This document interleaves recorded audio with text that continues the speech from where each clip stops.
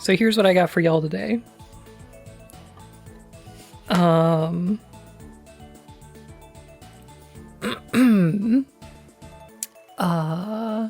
Yeen bought me an early birthday present because she found it on auction. And this is super heckin' special.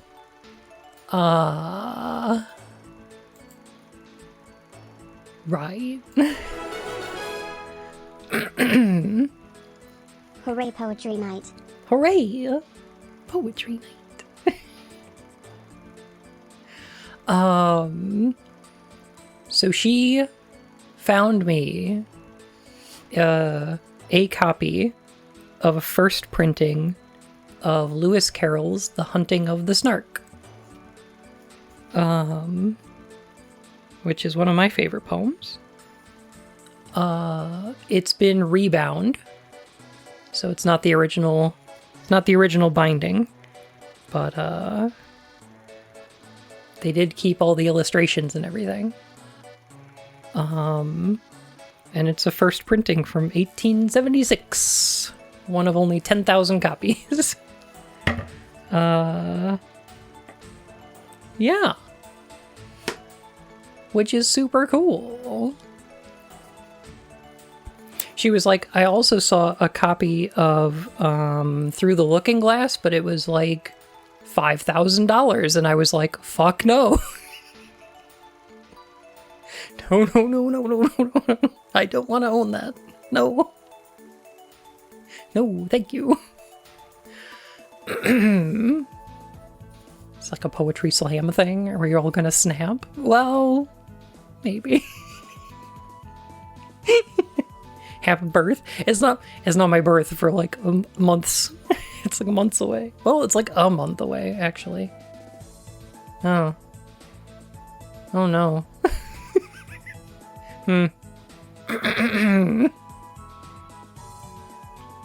Hap unbirth? Why, thank you.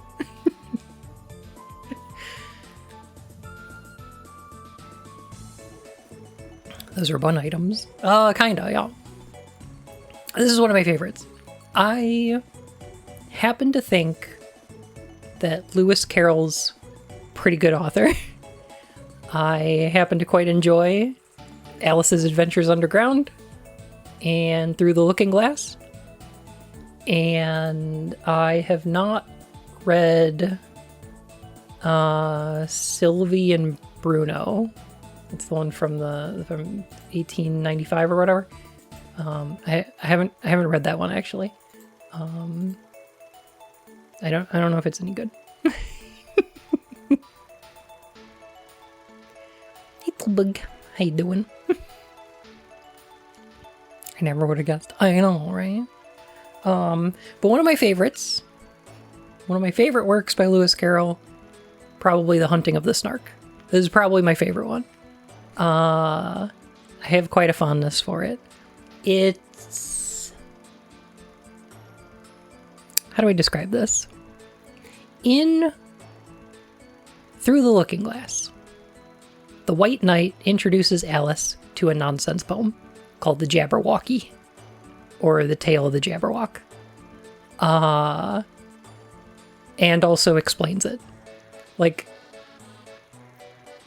this is kind of part of where I've got my love for media criticism from, is the White Knight explaining to Alice what the Jabberwocky is about and what it means, and being totally wrong about it. Because it's just nonsense. And I loved that so much that I was like, I want to know what it really means. And the answer is, it doesn't.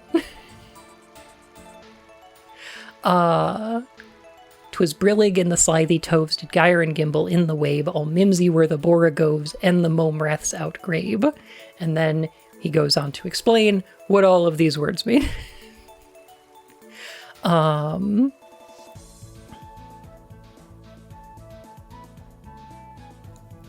And let me tell you, it's some nonsense. What is your opinion on Alexandra Dumas' story, The Count of Monte Cristo? So I read that in my first semester at college, I think. And I remember enjoying it. Although I'm not sure I remember why. I also remember that I watched an adaptation of it. I think it was like an anime adaptation, except it used a lot of static textures. So when characters moved, the textures remained in place. Does that sound familiar? There was like a weird parallaxing effect to it. I remember this being a thing. Not sure. I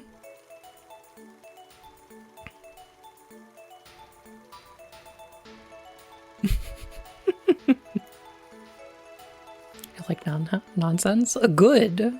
We are in for some tonight. Lying around somewhere, it's in space or something? Let me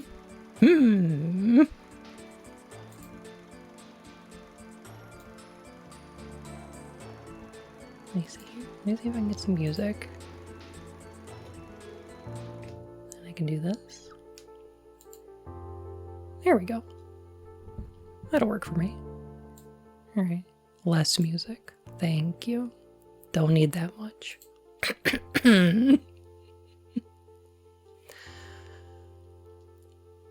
We're... Okay. That and that. Alright, that'll do it. So yeah, tonight I thought I've accompanied this with illustrations. Which I believe were block prints, if I'm not mistaken.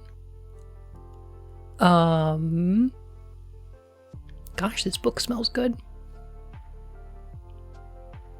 I love how books smell.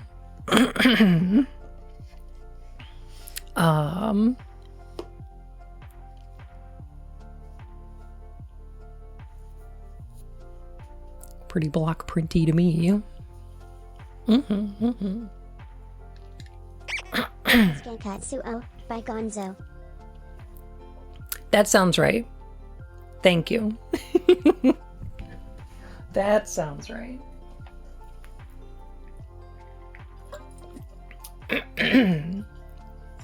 So, The Hunting of the Snark, An Agony in 8 Fits,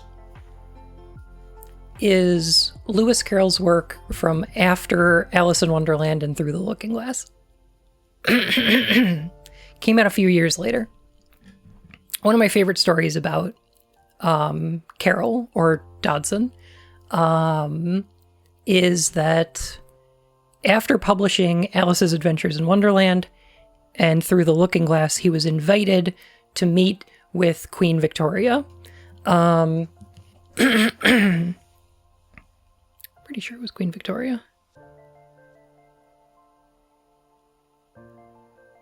1864, somewhere around there.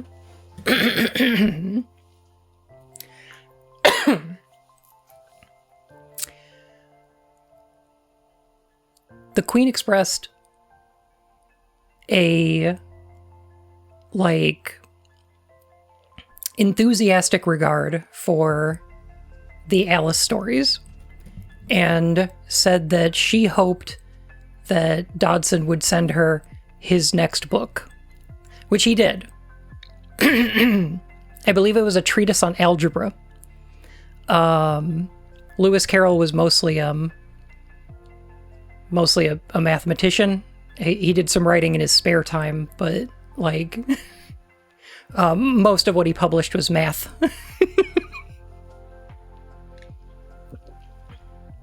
Oh yeah, the Snark? I'm glad you know it. Yeah. Yeah, big math nerd.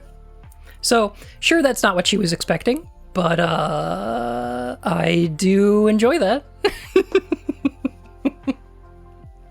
I do think that's a fun story. The Hunting of the Snark is the next work after Through the Looking Glass, and it is a nonsense poem. There's quite a bit of nonsense poetry in Alice. Things like the Jabberwocky are, poems of nonsense. And one of Carol's favorite things to do in poetry is to combine different words into new words. For instance, in the Jabberwocky, 'twas brillig in the slithy toves, did gyre and gimble in the wabe. Gyre and gimble are nonsense words, but ones that we can decipher the meaning of. They are to spin around an axis, a gyre, if you will. Oh, Paradox, how are you? When Carol describes a frumious bandersnatch, the word frumious is one that we can derive the meaning of because it is what Carol called, and what the White Knight in The Looking Glass calls, a portmanteau, which a portmanteau in literature means something different nowadays. Back in Carol's time, a portmanteau was a suitcase. It was a traveling bag.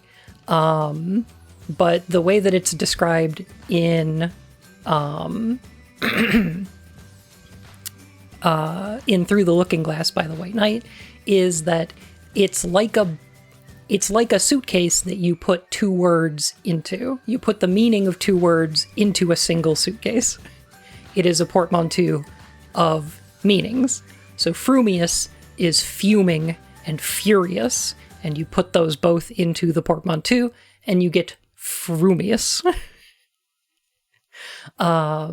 These are words that will show up a lot in Carol's nonsense poems specifically, but nonsense poems as a bit of a genre, yeah. Vorpal being a combination of vor and pal. Nope. No. It's about voring your friends, yeah. Oh my goodness. But yeah, I really like the Jabberwocky, even though it's a short poem. It's a couple of stanzas long, and it makes up a pretty small part of the entire book of Through the Looking Glass. I quite enjoy it, though. I think it's great. There's quite a few other sort of nonsense poems in those works, like the Mouse's Very Sad, Very Long Tail, and things like that. However, The Hunting of the Snark is probably the longest of them. And it is all poetry, and it is very nonsense. Yeah, the tum-tum trees and the jub-jub bird. Looks like an acid trip. I remember it being something like that. Yeah. The version I've got on screen here is from the Poetry Foundation, and it seems to be missing one or two little bits. Because in the book itself, there is an inscription in the beginning, and a preface. And I might save the preface until the end, because it's very funny. Darkest shit you've ever read in The Walrus and the Carpenter? Oh, for sure. This gets a little dark. It's meant to be very funny. It is also quite dark. I'll try to explain the jokes as we go, as much as I can. But let me start with a funny little thing you might notice about the illustrations. You can see here the bellman ringing his bell. He's going to be doing that in every single illustration here. So keep an eye out for the bellman. I think he's in every single one except for one. It'll be like an Easter egg. Just living up to his name, you know? He's something like a main character. You'll also see illustrated depictions of all of the characters in here, except for one. One of the characters is never in the illustrations. I suppose try to figure out why. Another thing I want to point out is that I do a lot of media analysis. I do a lot of criticism. I'm not great at it, but, you know, it's a thing that I'm interested in doing. So I like to think about that sort of thing. One of the issues is The Hunting of the Snark is not written as an allegory. It's not written as metaphor. It's not meant to be a one-to-one representation of any specific thing, either like political, philosophical, anything like that. It's not meant to be representative of something else. When I talk about Metal Gear Solid 2 and I say that the Patriots represent systems of like capitalism and politics and stuff, I mean that's they're standing in for that. The Snark itself is not really that. It was not written by Carol with the intention of being a specific thing, right? The poem itself is nonsense. It contains a bunch of nonsensical elements, and these are meant for comedic effect, but also for the effect of art. I think nonsense poetry is very interesting because it's not meant to be telling us something specific, but it is made by human beings trying to communicate something in a way that they're trying not to make sense. Which is a weird skill. It's similar to the idea that, like, human beings, if we tried to pick random numbers, they wouldn't be random. Our brains just don't work in a way that allows that to be perfectly randomized. Right? Yeah, they'd probably be 7. But that's the thing about nonsense poetry, is that it can't ever be pure nonsense because human brains don't really facilitate randomness or pure nonsense. You can't really imagine things that are that outside of our scope. And it's why a lot of sci-fi winds up being really similar to stuff that we have in our everyday lives, because we can't imagine too far outside of that, and we also can't relate to things that are too far outside of that. There are methods in the madness, exactly. So that's what I find really interesting about this, is that it's someone trying to write something that is dreamlike and nonsensical, but it can't ever be entirely that. So I think there's a great value in it, and I also think it's entertaining as hell. So I'm not going to read this and provide too much of an analysis, necessarily, but I do want to hear your thoughts on it. I do want to know what this makes you feel and think, because that's important. This is meant to be evocative, but it's not meant to be necessarily I guess instructive of what the point is. I hope that makes sense.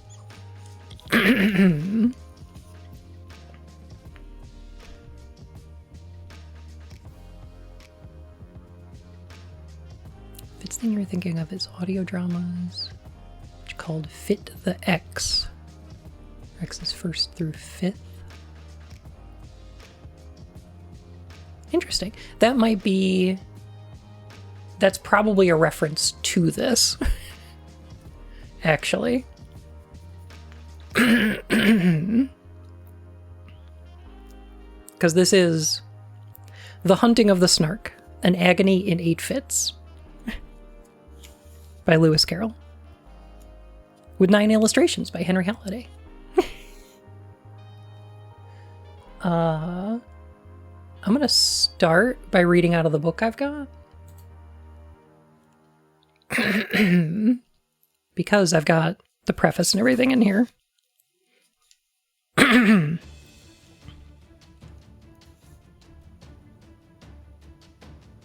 Oh, this text is so tiny.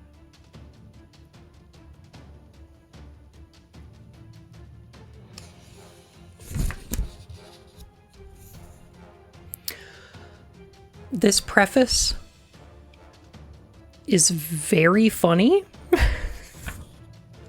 And I'm not sure if I want to save it for the end or not. I think I'm going to read it. I think I'm going to read it first. But I want you to know that this entire book is full of nonsense, okay? You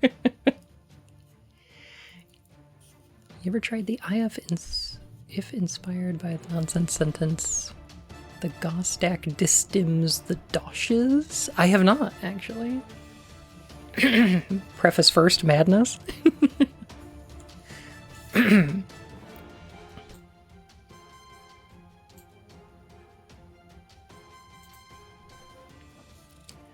Preface. If, and the thing is wildly possible, the charge of writing nonsense were ever brought against the author of this brief but instructive poem, it would be based, I feel convinced, on the line on page 18. Quote, "Then the bowsprit got mixed up with the rudder sometimes." In view of this painful possibility, I will not, as I might, appeal indignantly to my other writings as proof that I am incapable of such a deed. I will not, as I might, point to the strong moral purpose of this poem itself, to the arithmetical principles so cautiously incalculated in it, or to its noble teachings in natural history. I will take the more prosaic course of simply explaining how it happened. I love this defense of why this poem is not nonsense. The bellman, who is almost morbidly sensitive about appearances, used to have the bowsprit unshipped once or twice a week to be revarnished. And it more than once happened, when the time came for replacing it, that no one on board could remember which end of the ship it belonged to. They knew it was not of the slightest use to appeal to the bellman about it. He would only refer to his naval code and read out in pathetic tones Admiralty instructions, which none of them had ever been able to understand. So it generally ended in its being fastened on anyhow across the rudder. The helmsman, this office was usually undertaken by the boots, who found in it a refuge from the baker's constant complaints about the insufficient blacking of his 3 pairs of boots, used to stand by with tears in his eyes. He knew it was all wrong, but alas, Rule 42 of the Code, quote, "No one shall speak to the man at the helm," had been completed by the bellman himself with the words, quote, "And the man at the helm shall speak to no one."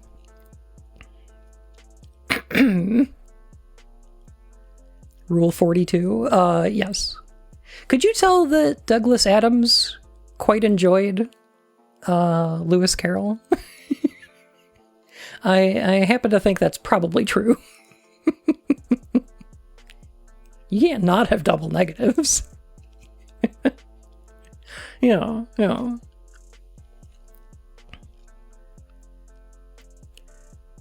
So remonstrance was impossible, and no steering could be done till the next varnishing day. During these bewildering intervals, the ship usually sailed backwards.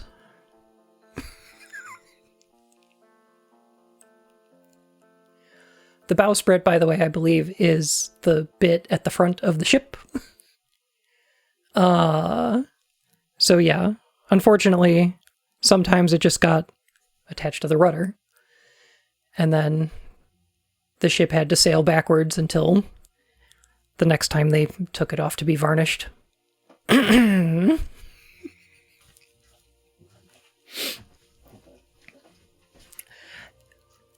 I find this very funny. This is a very dry description of something incredibly humorous that just tickles me. I just enjoy this. As this poem is to some extent connected with the lay of the Jabberwock, let me take this opportunity of answering a question that has often been asked of me: how to pronounce slithy toves. The I in slithy is long, as in writhe, and toves is pronounced so as to rhyme with groves. Again, the first O in borogoves is pronounced like the O in borrow. Borogoves. I have heard people try and give it the sound of the O in worry, such as human perversity. The words human and perversity are capitalized. You should know.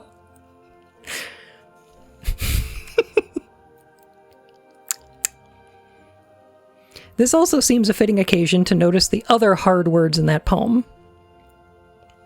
Humpty Dumpty's theory of two meanings packed into one word like a portmanteau seems to me the right explanation for all. Was it Humpty? I thought it was the White Knight. It might have been Humpty.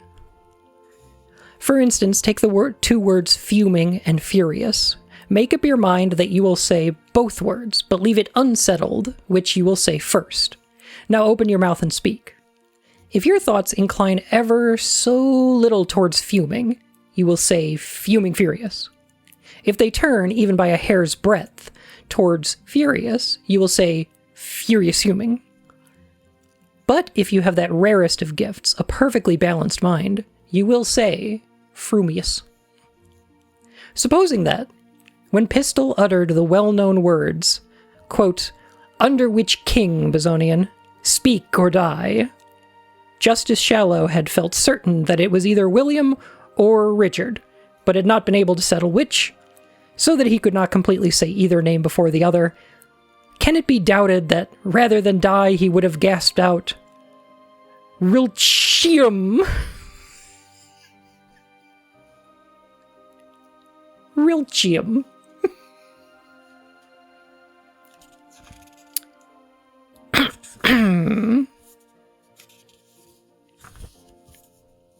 Fit the first. The landing. The secret third king, of course. I hope this is funny so far. I hope this is enjoyable.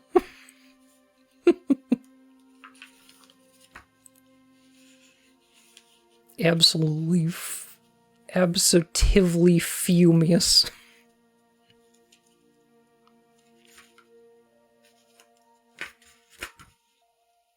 All right, there we go. As a Hitchhiker's Guide fan, I love it. Isn't it like being a fan of Alan Wake and then watching Twin Peaks?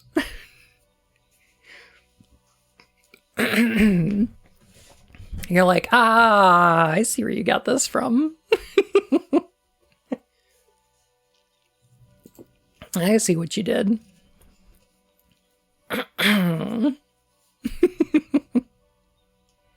Or Silent Hill, for that matter. Fit the first, the landing. "Just the place for a Snark," the bellman cried, as he landed his crew with care, supporting each man on the top of the tide by a finger entwined in his hair. Ah, there, I know that, yeah. "Just the place for a Snark, I have said it twice, that alone should encourage the crew. Just the place for a Snark, I have said it thrice. What I tell you 3 times is true." The crew was complete. It included a boots, a maker of bonnets and hoods, a barrister brought to arrange their disputes, and a broker to value their goods. A billiard maker whose skill was intense might perhaps have won more than his share, but a banker engaged at enormous expense had the whole of their cash in his care. There was also a beaver that paced on the deck, or would sit making lace in the bow, and had often, the bellman said, saved them from wreck, though none of the sailors knew how. There was one who was famed for the number of things he forgot when he entered the ship. His umbrella, his watch, all his jewels and rings, and the clothes he had brought for the trip. He had 42 boxes, all carefully packed, with his name painted clearly on each. But since he omitted to mention the fact, they were all left behind on the beach. The loss of his clothes hardly mattered because he had 7 coats on when he came, with 3 pairs of boots, but the worst of it was, he had wholly forgotten his name. He would answer to hi, or to any loud cry, such as fry me, or fritter my wig, to what you may call him, or what was his name, but especially thingamajig. While for those who preferred a more forcible word, he had different names from these. His intimate friends called him Candle Ends, and his enemies, Toasted Cheese. His form is ungainly, his intellect small, so the bellman would often remark, but his courage is perfect, and that, after all, is the thing that one needs with a Snark. He would joke with Heinous, returning their stare, with an impudent wag of the head. He once went a walk paw in paw with a bear, just to keep up its spirits, he said. Can I also point out that I love the bellman's slutty thigh-high boots? I think they're gaiters.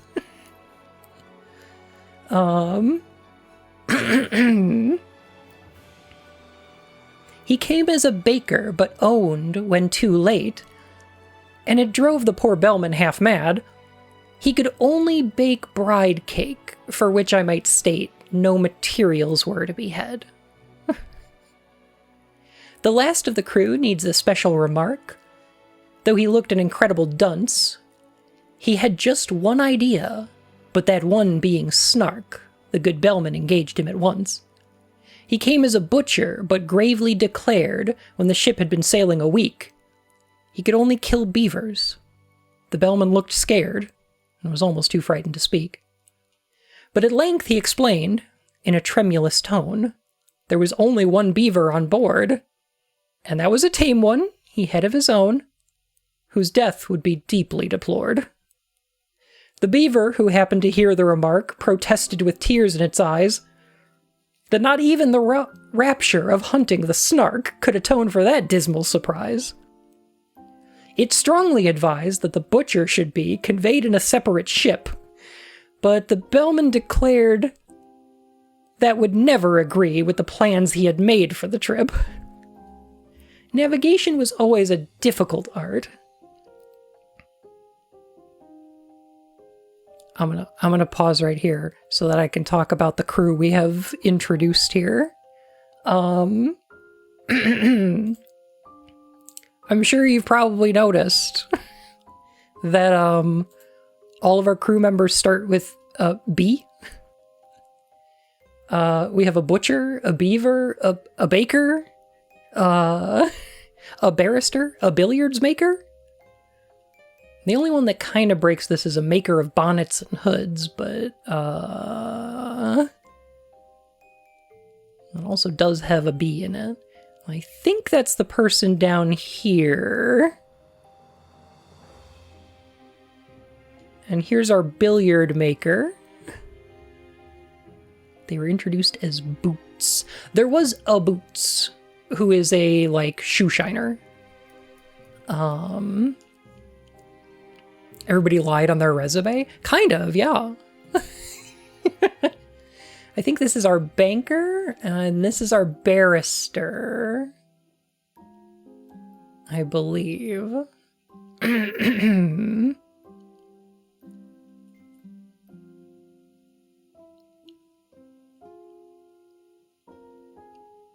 The beaver looking at the butcher, a single tear rolls down the beaver's cheek.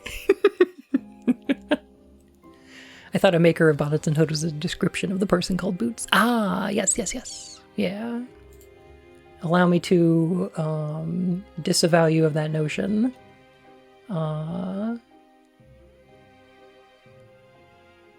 Yes. A Boots is, yeah, like a shoe shiner. And then we have the maker of bonnets and hoods. Although, I suppose, it is somewhat ambiguous. There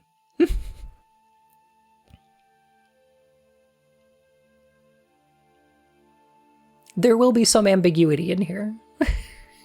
There will be some questions by the end of this, I assure you.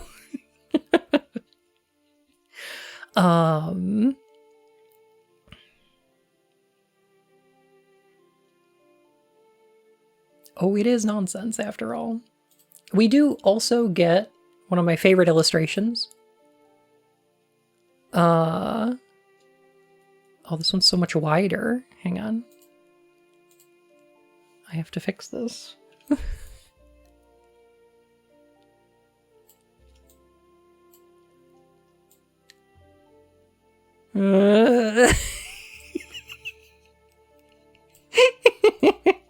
The side eye is so good.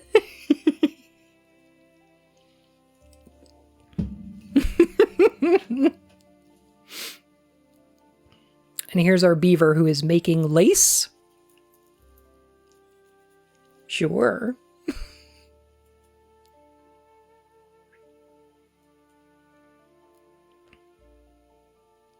If I'm not mistaken, I don't see the bellman in this one. Bobbin lace. Mm-hmm.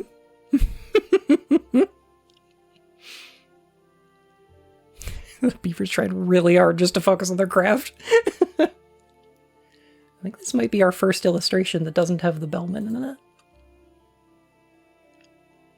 There's only two.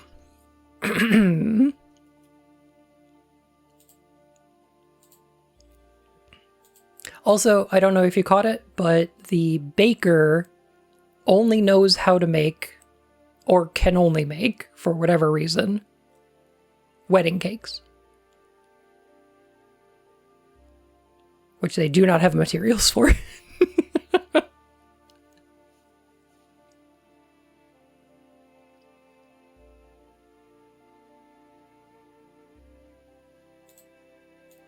All right, let's talk. Which at the time would have been fruitcake? That's possible. Let's talk about how they got around. Navigation was always a difficult art, though with only one ship and one bell. And he feared he must really decline for his part undertaking another as well.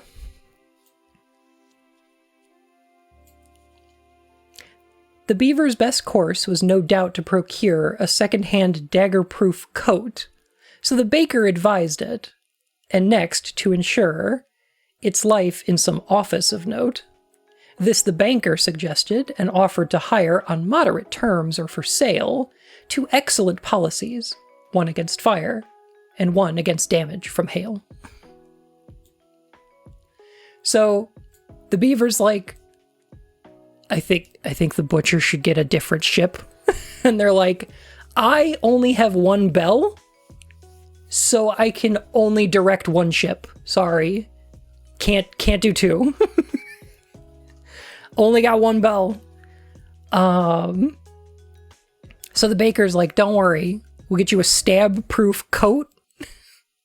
And the banker's like, let's get you some insurance policies.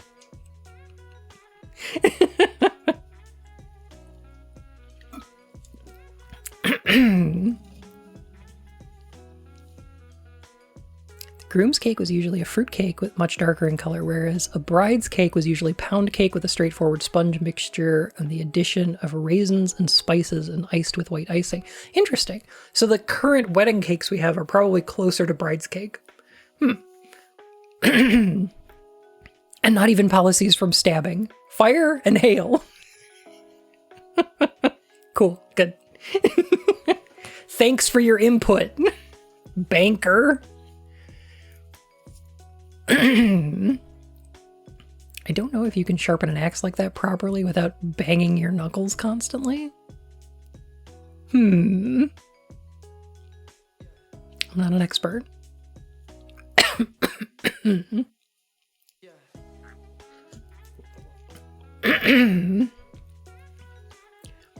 Yet still, even after that sorrowful day, whenever the butcher was by, the beaver kept looking the opposite way and appeared unaccountably shy.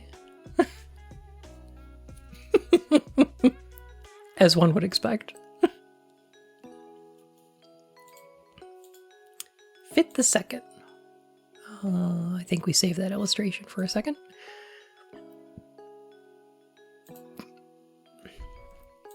Unaccountably? Yeah. After this advice from the banker, it's cute. It's cute. It's a little play on words there.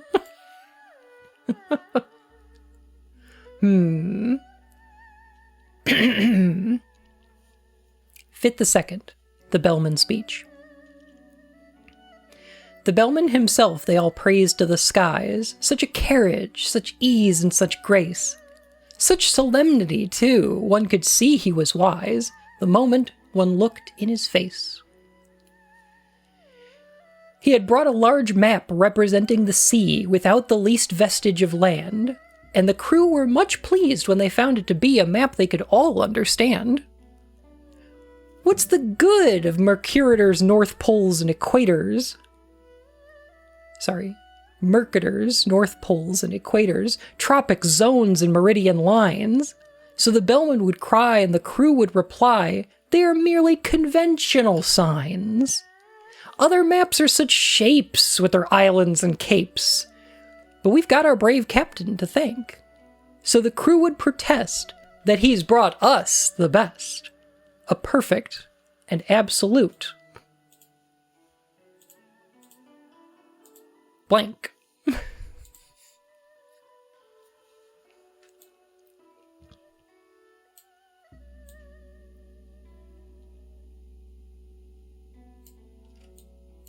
Amazing. It's a good map. It's, that's an ocean, all right. That's, yep.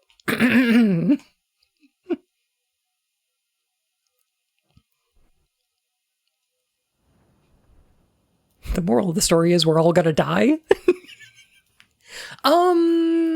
That's a question. I guess we should address at some point is, are they going about hunting this snark the right way? I'm not sure.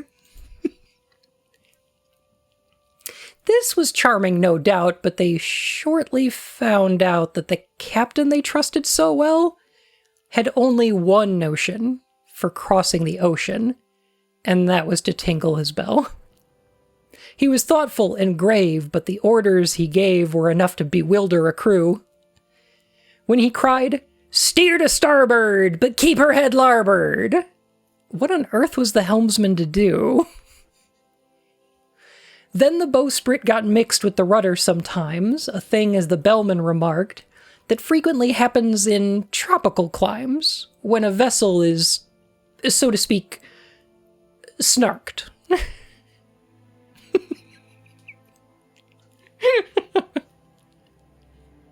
Cleans monitor to check something.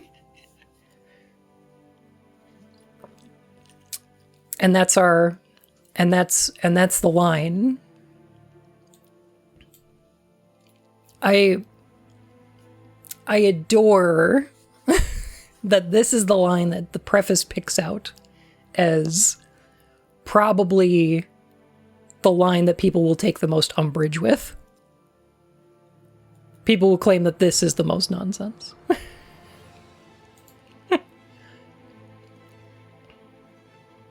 But the principal failing occurred in the sailing, and the bellman, perplexed and distressed, said he had hoped at least when the wind blew due east that the ship should not travel due west.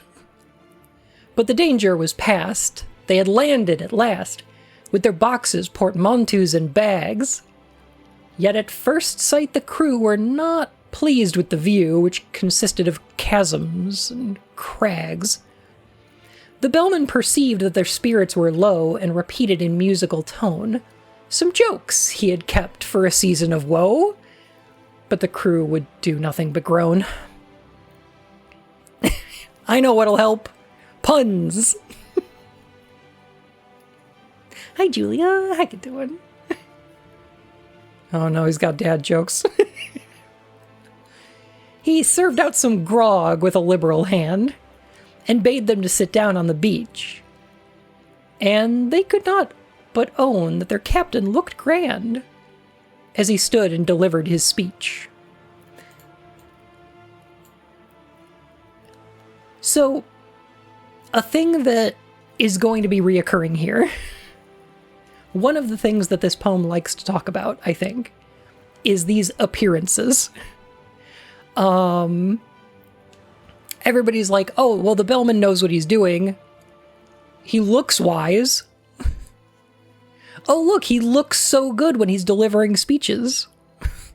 Does it matter what the content of the speech is? Not particularly. He looks good doing it. That means it's good, right? It's good. It was fun.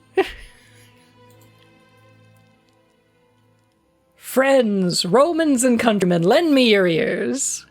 They were, all of them, fond of quotations. So they drank to his health, and they gave him 3 cheers while he served out additional rations. We have sailed many months, we have sailed many weeks. 4 weeks to the month, you may mark. But never as yet, 'tis your captain who speaks, have we caught the least glimpse of a Snark. We have sailed many weeks, we have sailed many days, 7 days to the week, I allow. But a Snark, on the which we might lovingly gaze, we have never beheld till now. Come listen, my men, while I tell you again the 5 unmistakable marks, by which you may know, wheresoever you go, the warranted, genuine Snarks. This is certainly not meant to make a point about foolish leaders. Definitely not. Just because it's nonsense doesn't mean it doesn't have a point to make.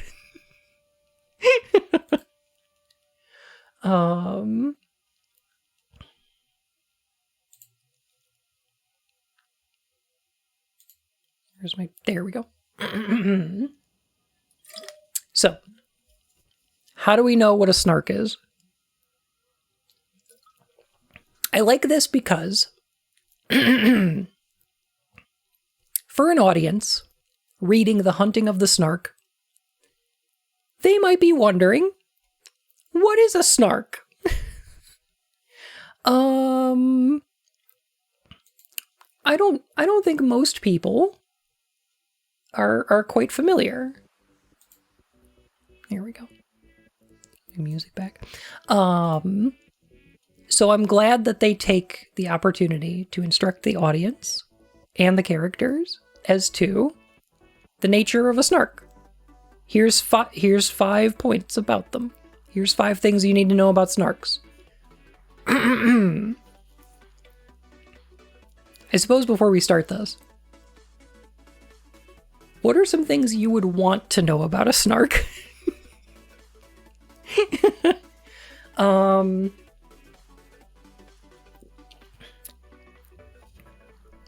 about why they're hunting one? Maybe what they look like?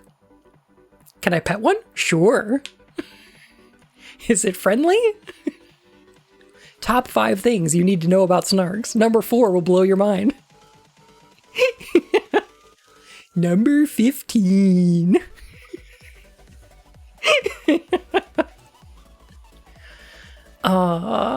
Will it like scritches? I want more than my mind to blow. Does it have ears? Oh, that's a good question. Does it have fur? Feathers? Skin? Scales? Can I fuck it?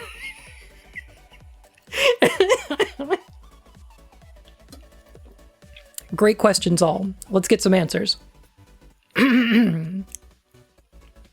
Let us take them in order. The first is the taste, which is meager and hollow but crisp, like a coat that is rather too tight in the waist, with a flavor of will-o'-the-wisp.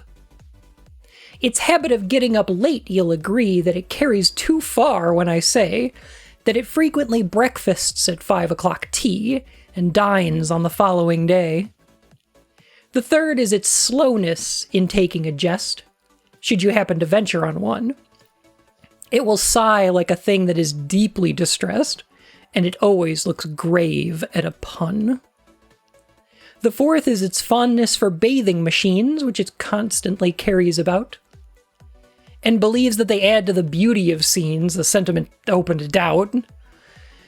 The fifth is ambition. It next will be right to describe each particular batch, distinguishing those that have feathers and bite from those that have whiskers and scratch. For although common snarks do no manner of harm, yet I feel it my duty to say, some are boojums. The bellman broke off in alarm, for the baker had fainted away.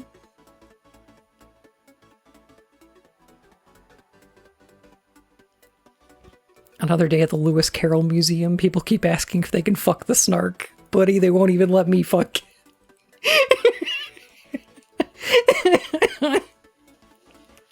Well, I hope that answers all your questions about snarks.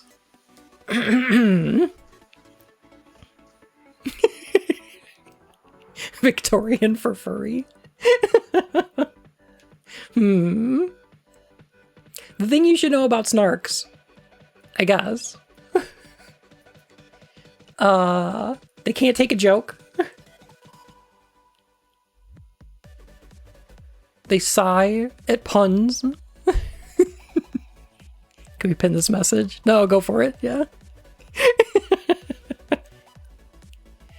Bit about the bathing machine seems like the most reliable tell. Is anybody familiar with a bathing machine? Should I look up a picture of one real quick? A bathing machine is like... It's like a little changing room, like a carriage, that lowers you into the water while you're changing so that nobody sees your ankles. It's some incredibly Victorian shit.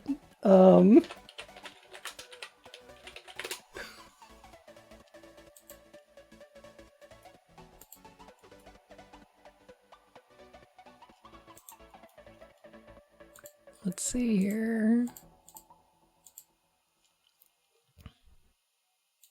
Here we go. This is a bathing machine.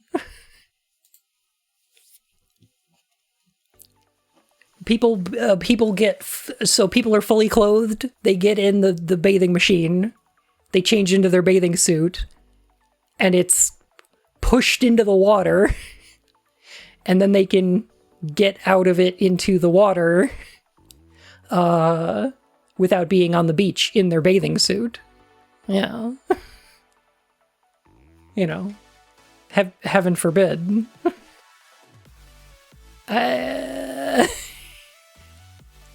I'm sorry, bathing costume. You're right.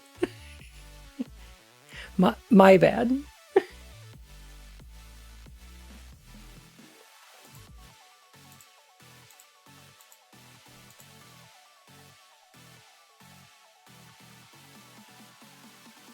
My bad. Sorry, what? It was a thing.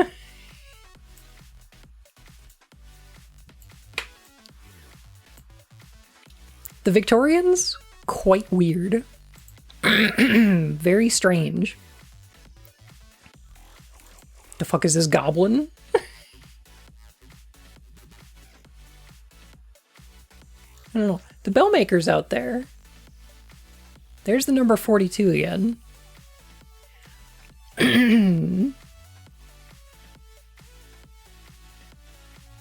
It's AI generated.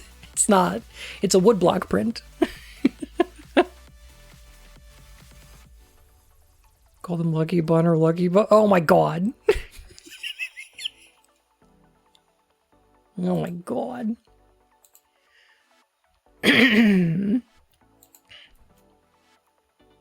I guess we'll find out. Fit the Third. Oh, and I guess the other thing you need to know is that some Snarks are Boojums.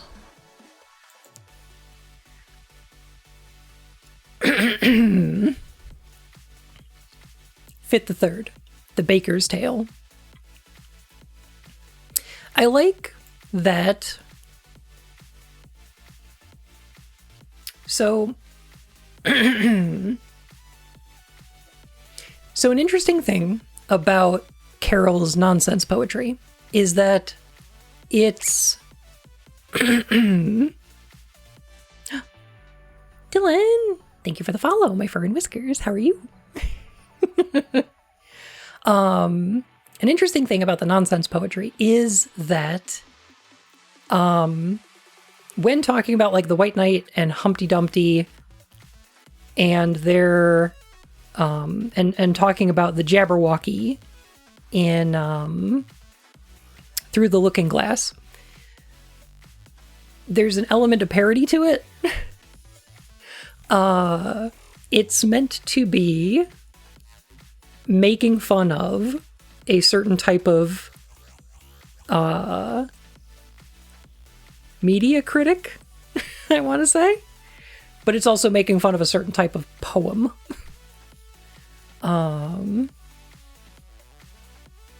Poetry, my beloved. I'm enjoying it. The Jabberwocky uses a lot of nonsense language that is meant to be funny because it's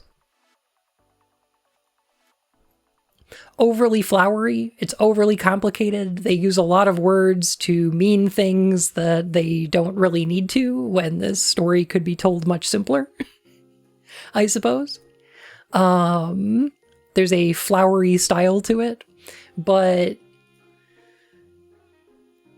there's also the aspect of when Humpty Dumpty is explaining what all these words mean in like an academic and rote sense, it's also making fun of a certain type of analysis of the poetry.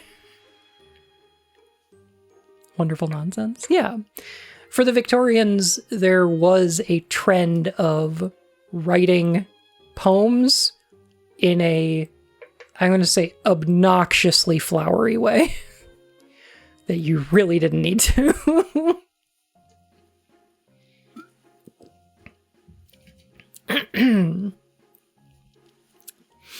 It's the genre of literature I like to read and write the most. I really like reading poetry.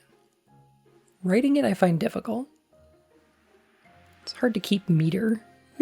It's making fun of that weird thing Victorians did where they used specific words to mean one thing and one thing exactly every time, or applying that analysis to older writings. So stuff like the Jabberwocky is actually probably meant to be more like Beowulf or something like that, where it's like it's actually an old poem, and what they're analyzing is the language of a translation of it that they're applying a very like dictionary definition of words to, so that it comes out like nonsense, if that makes sense. There's a similar thing going on in here because they've separated the hunting of the Snark into stuff like the Baker's Tale, which is really similar to Chaucer's Canterbury Tales. which is separated into the tales of several different people who are traveling together.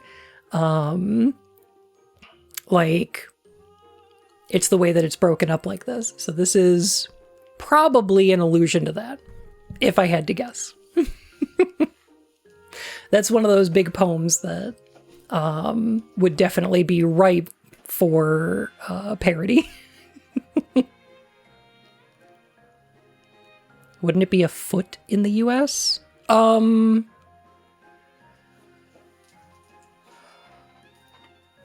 Okay, here's the thing, because there are poetic feet, though.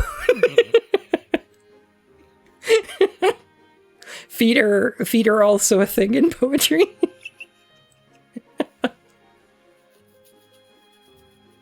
Yeah.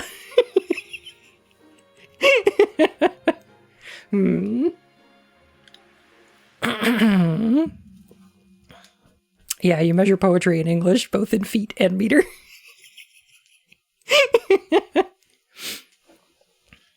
Translating poems or lyrics, but changing them to keep the same meter always makes weird poetry. Very weird, yes. Yeah.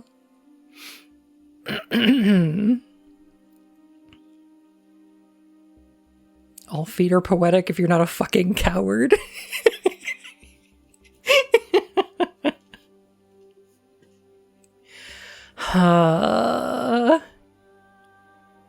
Poetry fans will be like, I am a foot fetishist. Get it? I am? Like a... Ah, fuck it. Forget it. Hey, Skaldic, how you doing?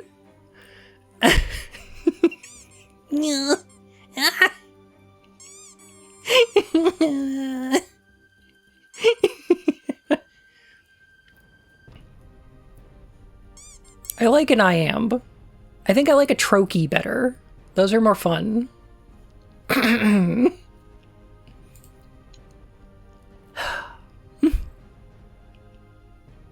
Are you now? No. No, I'm kind of lukewarm on feet. I think they're fine. They don't do anything for me.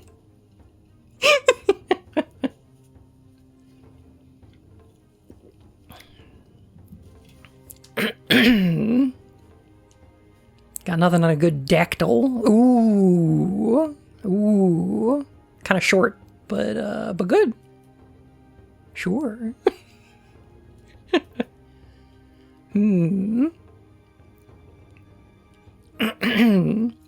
Fit the Third, the baker's tale. They roused him with muffins, they roused him with ice, they roused him with mustard and cress.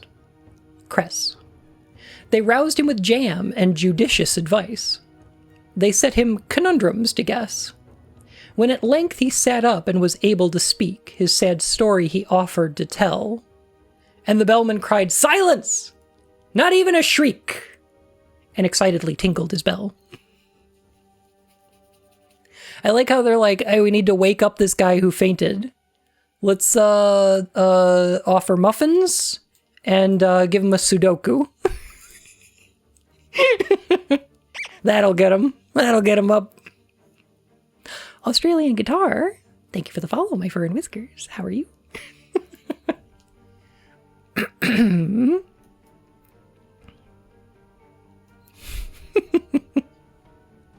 Ren Rabbit has solution. True. And that would get me up though. I'll be honest. If somebody offered me muffins and Sudoku, I'm up. There was silence supreme, not a shriek, not a scream, scarcely even a howl or a groan. As the man they called Ho told his story of woe in an antediluvian tone. Antediluvian tone.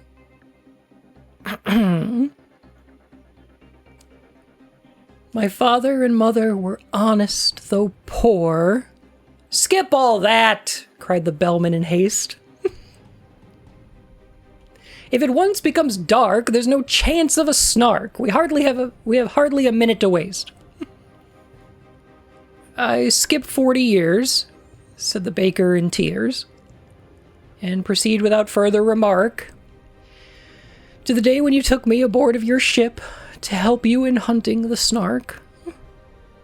So much for silence, right?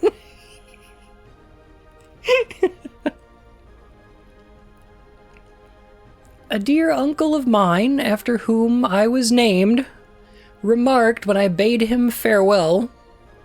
I remind you, he forgot his name back on the beach with all his luggage.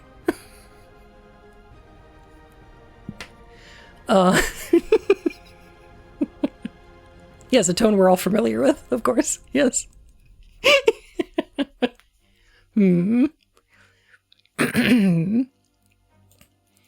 Oh, skip your dear uncle, the bellman exclaimed, as he angrily tingled his bell. He remarked to me then, said that mildest of men, if your Snark be a Snark, that is right. Fetch it home by all means, you may serve it with greens, and it's handy for striking a light. You may seek it with thimbles, and seek it with care. You may hunt it with forks and hope. You may threaten its life with a railway share. You may charm it with smiles and soap. That's exactly the method, the bellman bold, in hasty parenthesis cried. That's exactly the way I have always been told that the capture of Snarks should be tried. This is my favorite type of fourth wall break. I love this. He's crying this in parentheses.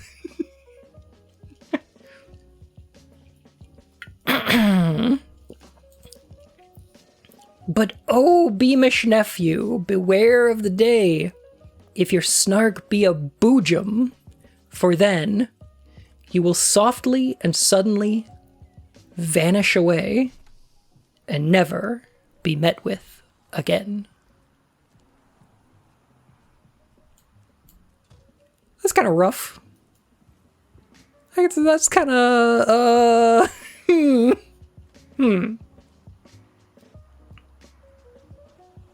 Just for thinking in parentheses, yeah. Well, you shouldn't. Them then, he said, effortlessly pronouncing the row of dashes. It's good, yeah.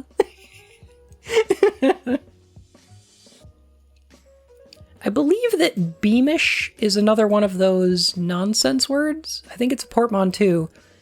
And I think it shows up in the Jabberwocky before it shows up here.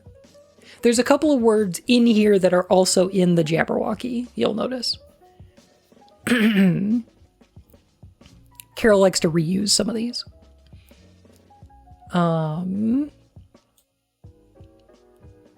Yeah, I think the knight's described as a beamish boy at some point, if I'm not mistaken.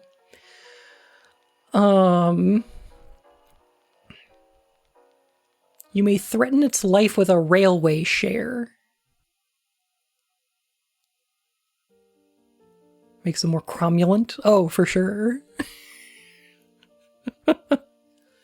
This is this part of a railway track? I think this is like, can't remember.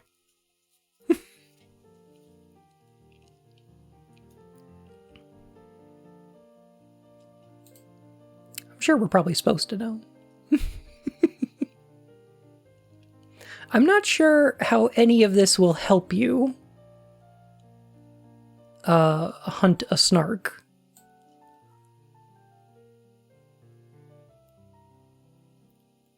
If only my high school teachers could have made the discussion of these old poems interesting. Aww. I think they're quite funny, is the thing. I thought it was like a stock. Yeah, like a share in a railway company. I think it's a specific thing, though. Here. Let me take a look here.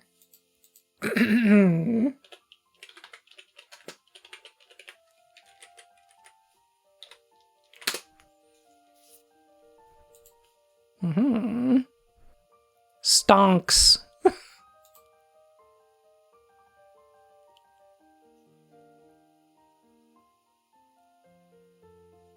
Nope. Yep. It's a share in a railway company. Yep.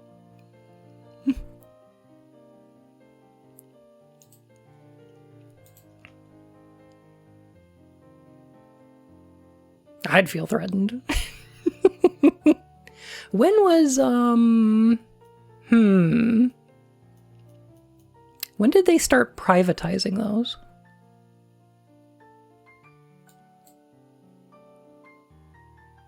I'm not sure when these were between, like, I think they started out private, they became national, and then they were re-privatized, and it fucked everything up, and so they're national again. At least in the UK. They're still privatized here in the US, which is why they fucking suck. Anyway.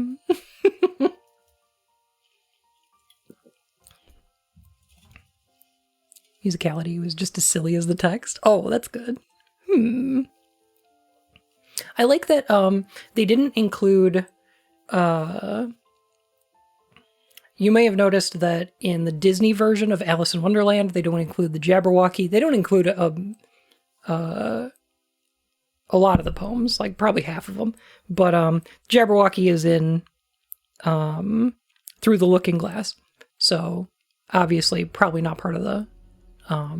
however, there are elements from the Jabberwocky that do show up in the Disney Alice in Wonderland, like the Mome Raths, for instance. And also the Cheshire Cat is singing the first few verses of the Jabberwocky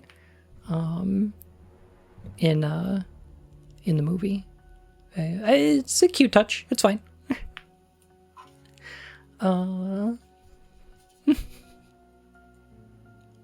Still private at this time. Nationalized sometime around the World Wars. Privatized sometime after the war. That sounds about right.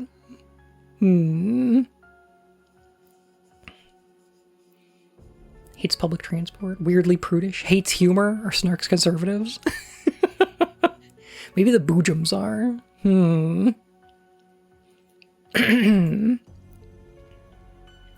It is this that oppresses my soul when I think of my uncle's last words, and my heart is like nothing so much as a bowl brimming over with quivering curds. It is this, we've heard that before, the bellman indignantly said, and the baker replied, let them say it once more. And the baker replied, let me say it once more. It is this that I dread. I engage with the Snark every night after dark in my dreamy, delirious fight. I serve it with greens in those shadowy scenes, and I use it for striking a light. But if ever I meet with a Boojum that day, in a moment of this, I am sure, I shall softly and suddenly vanish away, and the notion I cannot endure.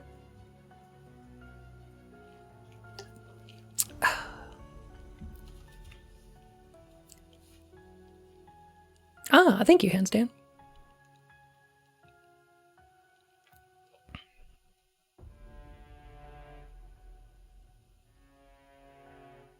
Japanese trains are all private and they're the best in the world. The trains might be. How about the lines, though?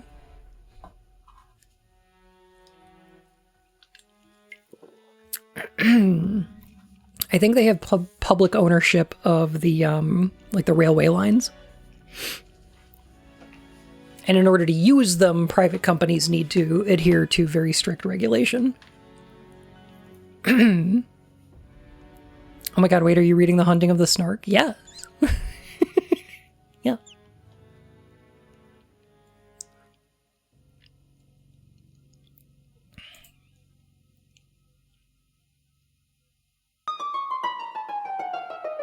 Grey Wolf!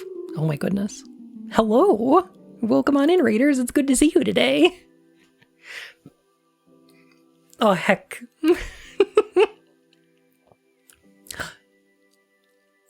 Cody, thank you for the follow, my fur and whiskers. Yo, what up? I'm doing a reading stream today. I'm sorry if it's a little boring, but I'm reading some Lewis Carroll poetry. I thought it would be fun. But how are y'all doing? What were you up to today? Welcome, fluffy readers.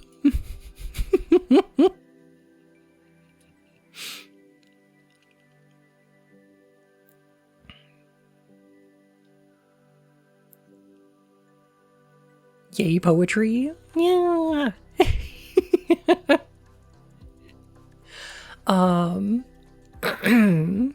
Played some Mario 64. Oh, that's a pretty good game. You know what? I played that one before. It's pretty good. Dun dun dun dun dun dun dun dun dun dun dun dun dun dun dun dun do do do do do do.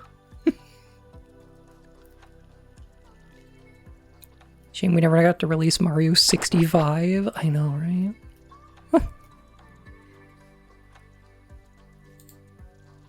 So did you find out L is real 2045 or whatever?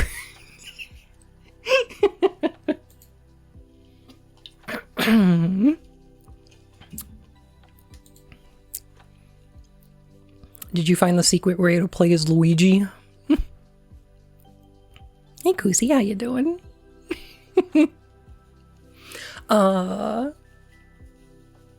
Technically released Super Mario 128. Is that what we're calling Pikmin now? Are we calling Pikmin Mario 128? Sure, I guess. Something about pillars? Yeah. You know the one.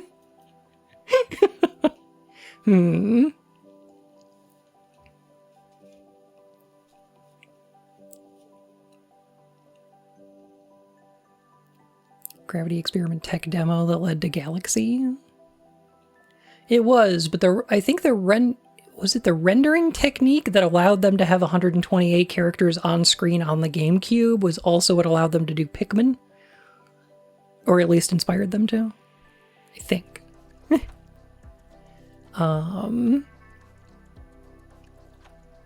Gosh. You know what I miss? You know what I miss? I miss when Sony would come out and do a tech demo and fill a bathtub full of rubber ducks. Why don't they do that anymore? Did they do that for the PS5? I think the last time they did that was PS3, right?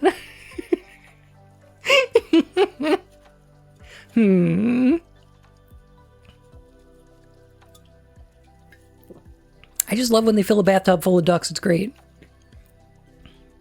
I'm sure they can make a remaster of the ducks and the tubs sold separately now. They did make a game out of it. There was a PS3 game that they made out of the ducks in the bathtub. I swear they did. Now it's just, hey, look what we can do. Basically everything else. We can do what basically everything else can do. Kinda, yeah. I think what they have to start doing is stuff like, I actually really liked Astrobot. I thought Astrobot was pretty good. And it's just a tech demo. Like, it's just a PS5 tech demo. But it's pretty good, because it's like, I don't know. It's not like technically impressive, but it's charming. I like that. I think that's what they have to go for nowadays. Because I just don't think people are going to be impressed by water anymore. Super Rub-a-Dub. That's the one! Oh my goodness. Yo! Cute. I think I played this. It was okay. It's fine.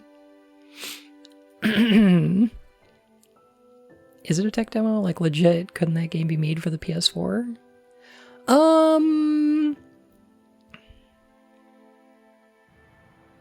Not in the way that it is. No, not without, like, a lot of compromises.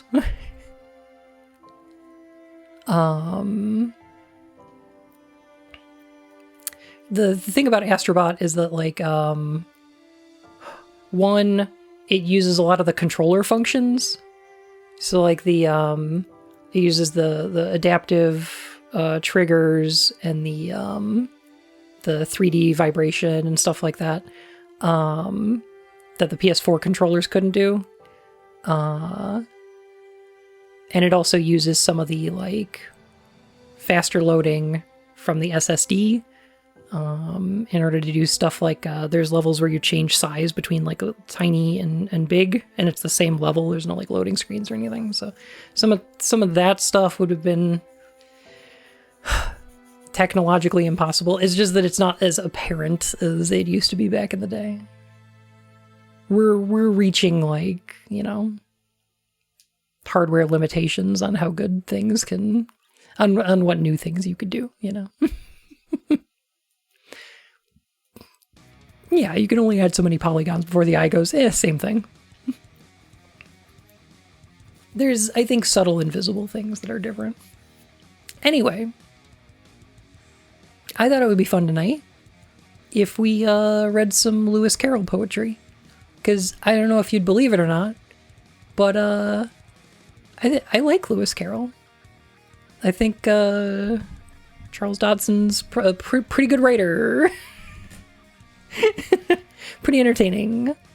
And instead of reading Alice tonight, I thought we would read The Hunting of the Snark. Isn't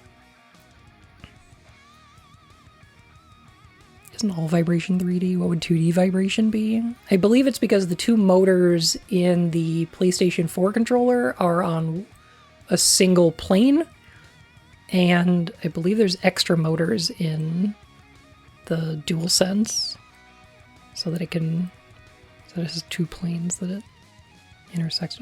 It's, I don't know this for sure. I don't know. I don't particularly care.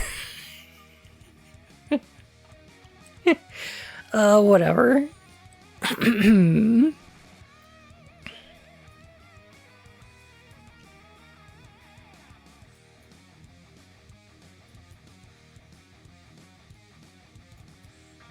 Remember when they made the PS4, they made the controllers like where they moved in space? The console game would know. I do. I think that started with the 6-axis ones for PS3, and the best game they used those in was a game called Folklore. Folklore on the PS3 has a mechanic where you pull the soul out of your enemy after you've beaten them up enough, and the way that you do that is by holding one of the triggers in order to grab their soul, and then you yank the controller back, and the motion control like pulls the soul out of them, and it feels great. It's really good. And it sucks at everything else. Yeah. Yeah. Anyway. You make my heart happy. You bring so much joy to my days. Aww. And pain Lucky Bun's heart. How's the bunny doing? Pretty good. How are you?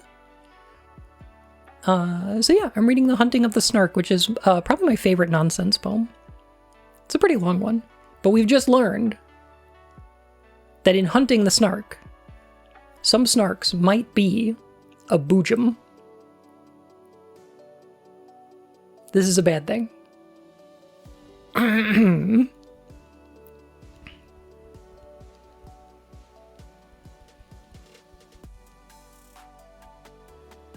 I'll come from the rabbit tribe. They get around, be like, I'm 100% tiger, but nuh-uh. Rabbit bouncing around in that bloodline somewhere. Like the rabbit tribe from Lucha Underground? Oh, my favorite wrestling show, Lucha Underground? Paul London and the rabbit tribe? Oh, shit.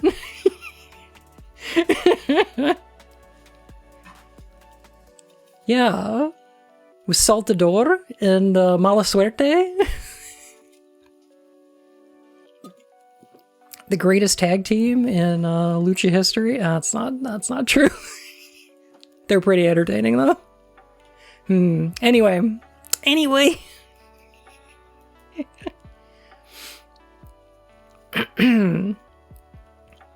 So anyway, this is the hunting of the Snark, an agony in 8 fits. Have a good night, Alpine. Thanks for hanging out. Fit the 4th, the hunting. The bellman looked uffish and wrinkled his brow. I believe this is a word that shows up in the Jabberwocky as well.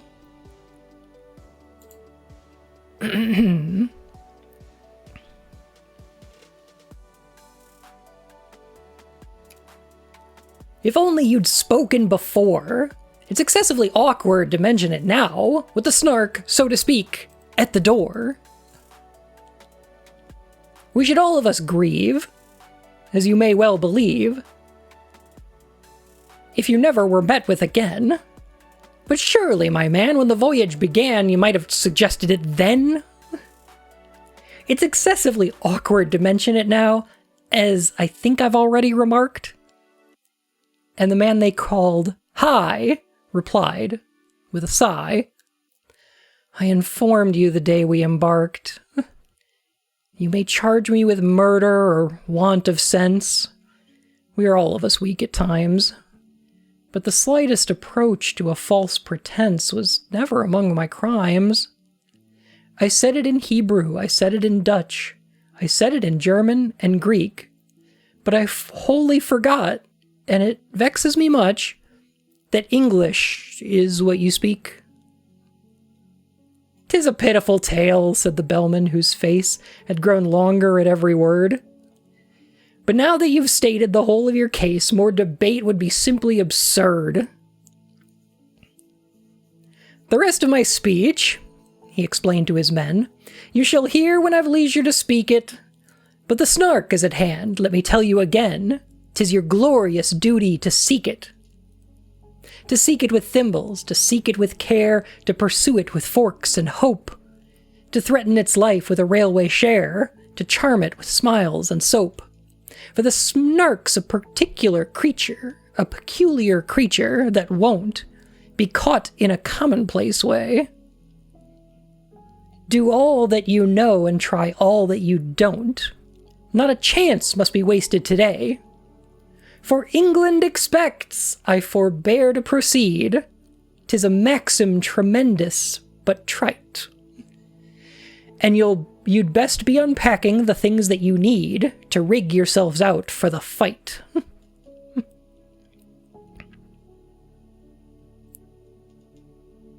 It vexes me much that English is what you speak, Skullface, Metal Gear Solid 5. True, though. So true.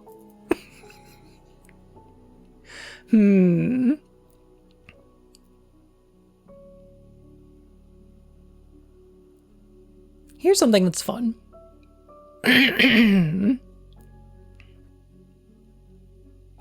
I like that there are differences when the bellman says something twice to when he says it 3 times.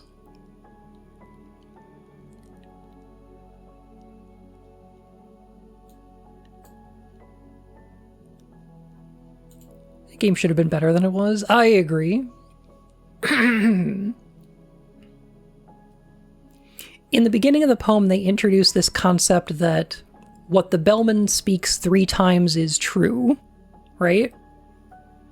Which I think encourages the audience to assume, perhaps, that if he doesn't say it 3 times, maybe it's not.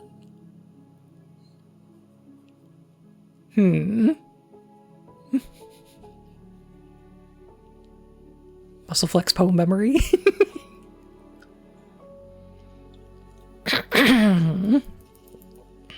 All right.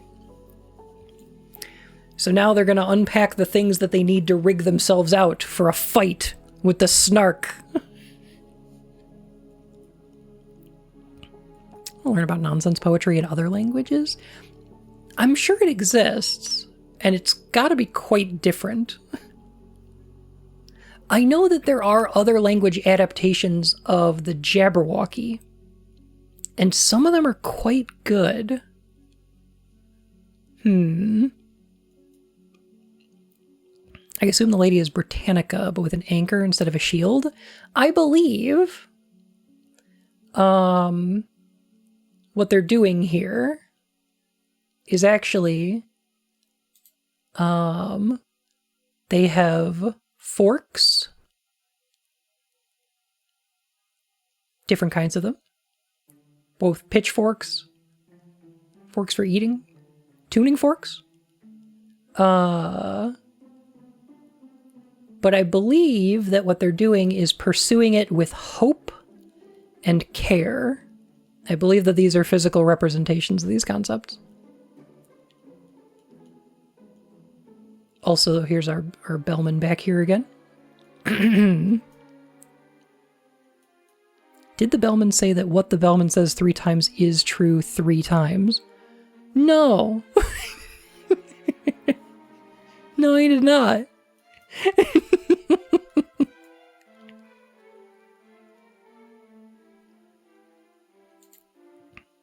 But yeah, if we look at the illustration here,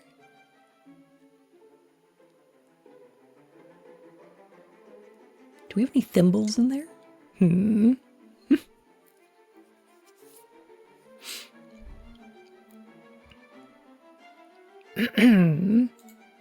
All right, they're rigging themselves out to hunt the Snark. Then the banker endorsed a blank check which he crossed, and changed his loose silver for notes. The baker with care combed his whiskers and hair, and shook the dust out of his coats,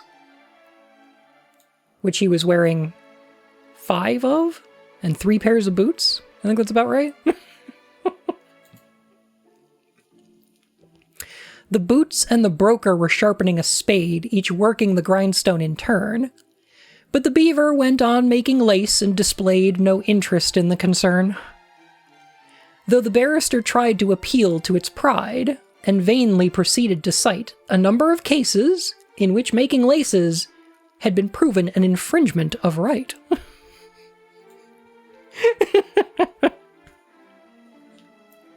I see. Did you know this doily was copyright infringement?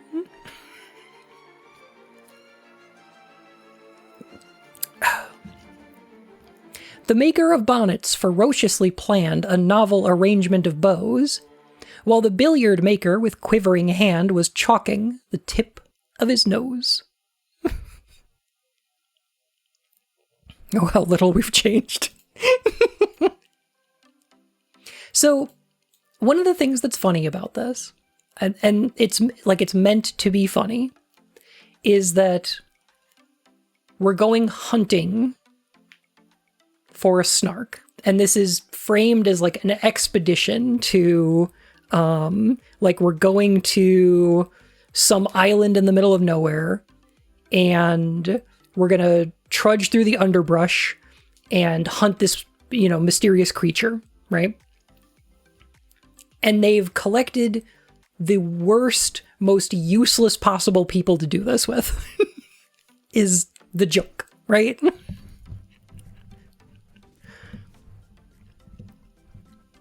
Some designers get very touchy about that kind of thing. I understand. But, like, the idea of bringing a barrister, a banker, not to, poo-poo beavers who make lace, or, makers of bonnets and hoods, like, or billiard makers. Like, they have an important role. What they're doing is art. That makes sense. But,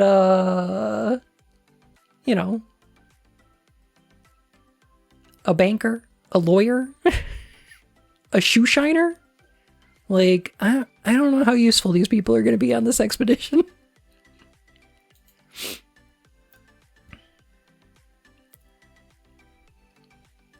Victorian hunting safaris were just rich dipshits murdering animals. Been frightened from cover. True. Exactly. Yes. I think that's part of the joke. Yeah. But the butcher turned nervous and dressed himself fine with yellow kid gloves and a ruff. Said he felt it exactly like going to dine, which the bellman declared was all stuff. So it's like a fox hunt? Yeah, kinda. Or, a safari or what have you.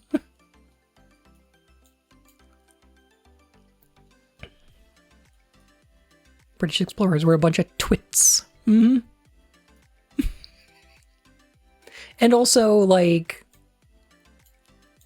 that these people are incredibly well-to-do in their own society, but the job of, like, banker or broker or barrister are actually quite useless outside of it. Outside of their particular society, those are not skills. That makes sense, Yeah, they're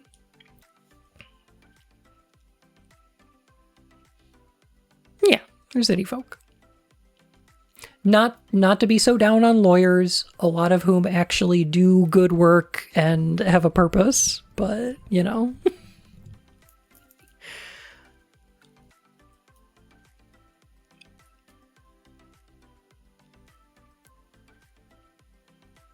How credible the story is, but I want to believe. That sounds great.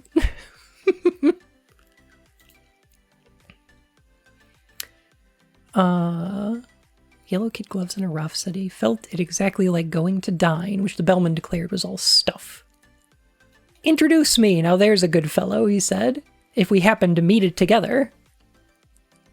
And the bellman sagaciously nodded his head, said, that must depend on the weather. The beaver went simply galumphing about. That's another word that shows up in the Jabberwocky.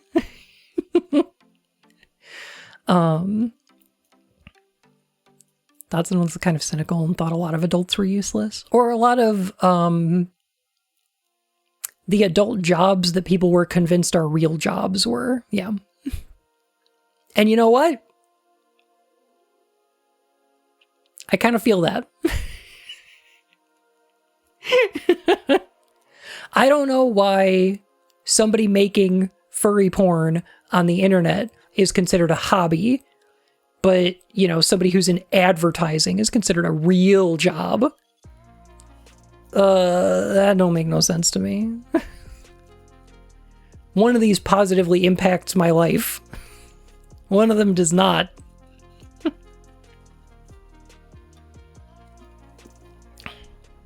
It's pretty clear he thought math was fake and weird and that was his day job. True. Which I think is why he's writing nonsense poetry, because a lot of things in life are kind of nonsense. And that's kind of great.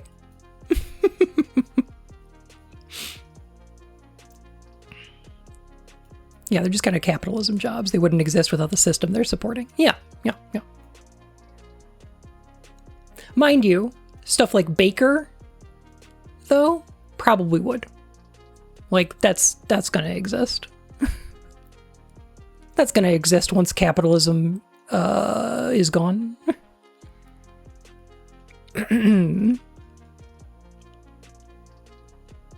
So, like, hashtag not all the hunters, but a lot of these guys. I don't know. Actually, let me take it back. I do like that they point out that even the jobs that would be helpful here, like a baker, they do point out that all he can make is bride cake. Like, all he can make is wedding cakes, and they don't have any sugar. Or that, like, the butcher can only kill beavers. So, like, even the jobs that would be helpful here aren't. Like, they're doing the most useless version of their job, too.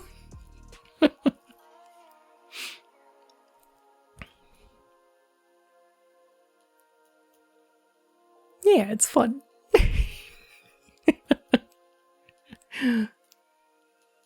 The Prosodists are right, and we no longer require bakers because aliens gave us Star Trek replicators.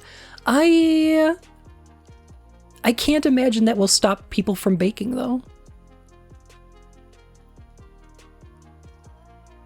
Like, even if you could just replicate food, I imagine, like, a lot of people would. But I don't know if that would remove the want from cooking, you know? I don't know. It's just such a human thing to do. I feel like it's similar to, like, how AI can make pictures on the internet now, but nobody wants that. I want people making art. Damn it. And cooking is art. And fuck you if you don't think it is.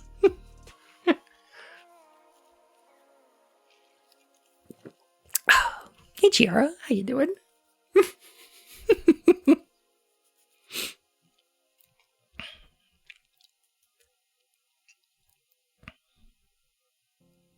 My department reached a 100% guest satisfaction rate. Ooh. Aw. That's awesome. That's a metric I can get behind. That's a metric I can enjoy. Alternatively, we could just eat microwave meals, but we don't do that either. I mean, not all of us do. Yeah. Pardon me. Goodness. Making goulash art right now. Hell yeah. Hell yeah.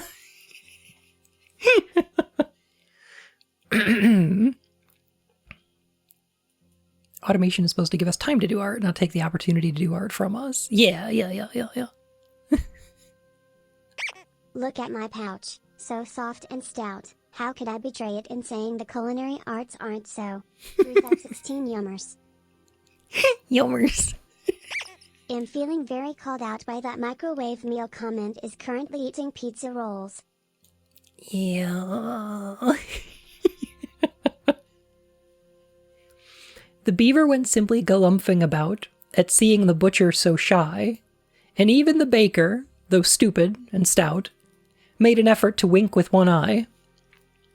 Be a man, said the bellman in wrath as he heard the butcher beginning to sob. Should we meet with a jub, that desperate bird? We shall need all our strength for the job. Fit the fifth. The beaver's lesson. I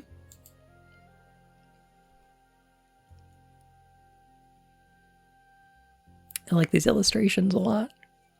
Look, there's a little bowman back there. Back there.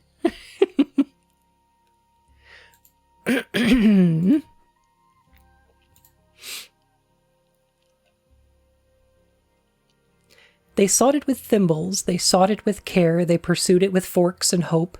They threatened its life with a railway share, they charmed it with smiles and soap. Then the butcher contrived an ingenious plan for making a separate sally, and had fixed on a spot unfrequented by man, a dismal and desolate valley. But the very same plan to the beaver occurred. It had chosen the very same place, yet neither betrayed by a sign or a word the disgust that appeared on his face. Oh, we chose the same hunting spot? Oh. Well, one of us should probably leave. I mean, one of us should probably go somewhere else. I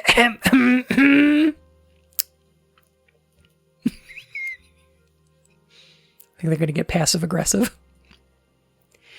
Each thought he was thinking of nothing but Snark and the glorious work of the day, and each tried to pretend that he did not remark that the other was going that way. But the valley grew narrow and narrower still, and the evening got darker and colder, till merely from nervousness, not from goodwill, they marched along shoulder to shoulder. They're both, like, looking away from each other, pretending not to notice that they're going through the same valley, until it narrows to the point where they're just touching each other.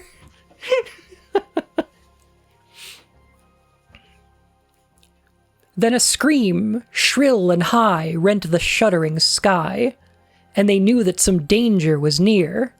The beaver turned pale to the tip of its tail, and even the butcher felt queer.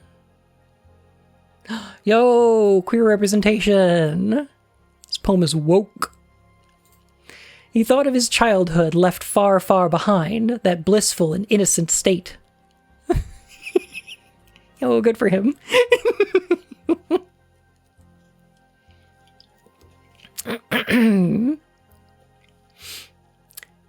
The sound so exactly recalled to his mind a pencil that squeaks on a slate. Ugh, awful. Nails on chalkboard. "'Tis the voice of the Jub-Jub," he suddenly cried, this man that they used to call Dunce. "As the bellman would tell you," he added with pride, "I have uttered that sentiment once. 'Tis the note of the Jub-Jub. Keep count, I entreat. You will find I have told it you twice. 'Tis the song of the Jub-Jub. The proof is complete, if only I've stated it thrice." This is probably my favorite chapter.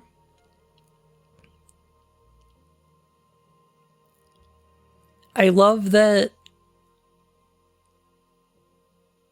the beaver and butcher get a character arc.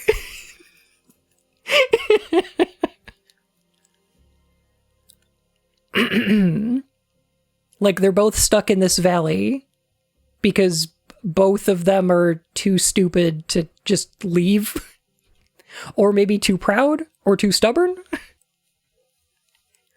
But now they're trapped together and they're gonna have to get along. They found a get-along valley.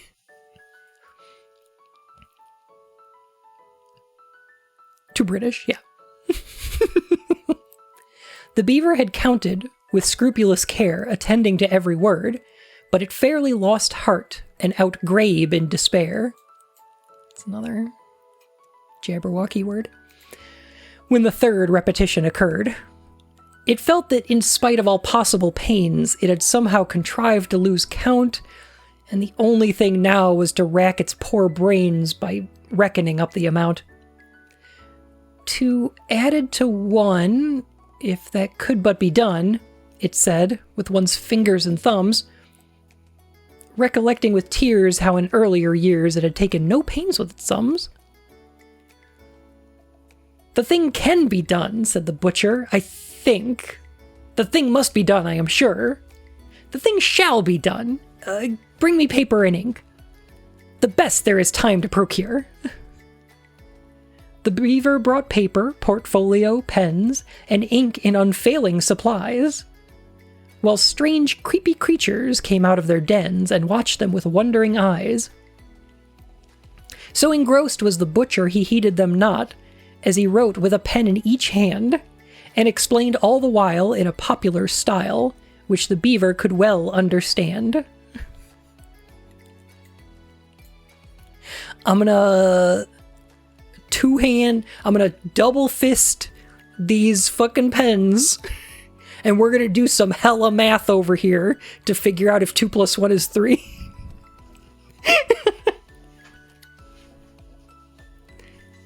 Chat, we're gonna add some numbers, alright.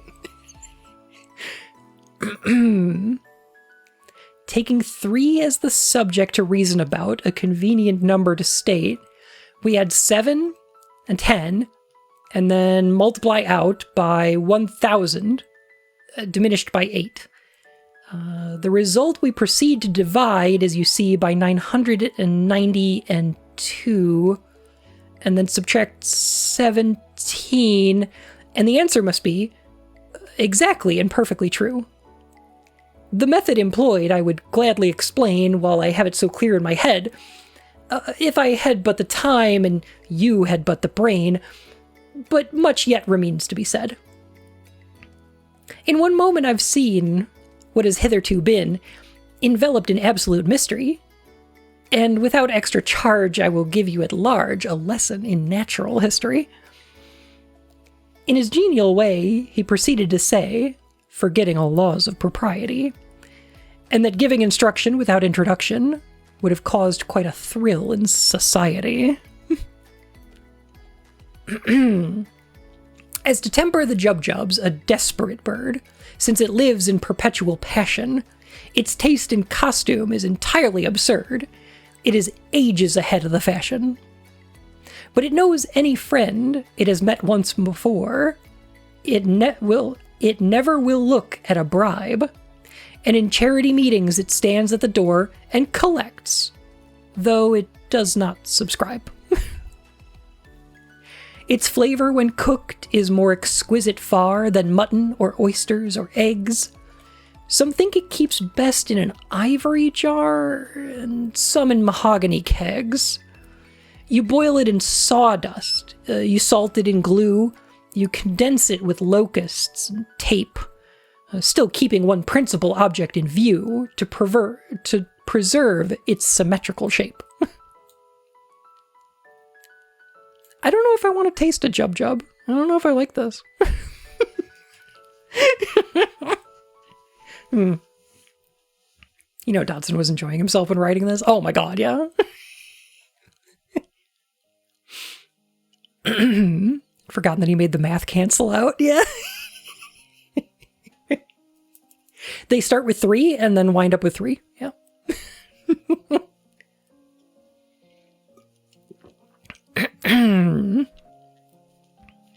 I suppose he's a butcher, not a cook, for a reason.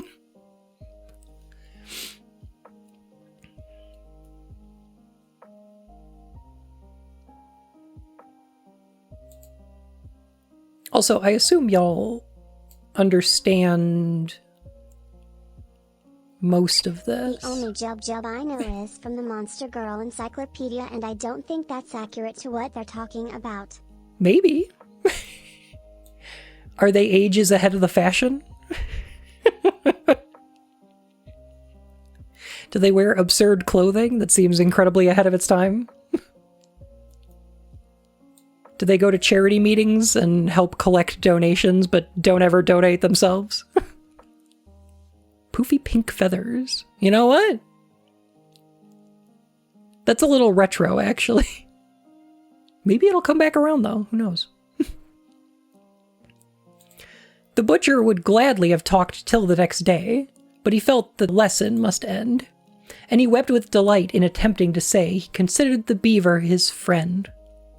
While the beaver confessed with affectionate looks more eloquent even than tears, it had learned in 10 minutes far more than all books would have taught it in 70 years. They returned hand in hand, and the bellman, unmanned, for a moment with noble emotion, said, "This amply repays all the wearisome days we have spent on the billowy ocean. I ship it."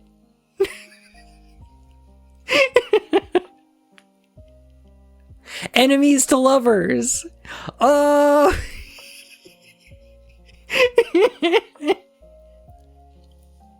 Such friends as the beaver and butcher became have seldom, if ever, been known. In winter or summer 'twas always the same. You could never meet either alone. And when quarrels arose, as one frequently finds, quarrels will in spite of every endeavor, the song of the Jubjub returned to their minds and cemented their friendship forever. Ah, it's so cute, isn't it? Bet you weren't expecting a love story in the middle here.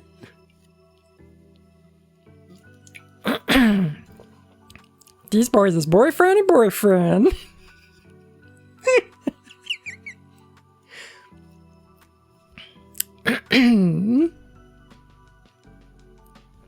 Fit the Sixth, the barrister's dream.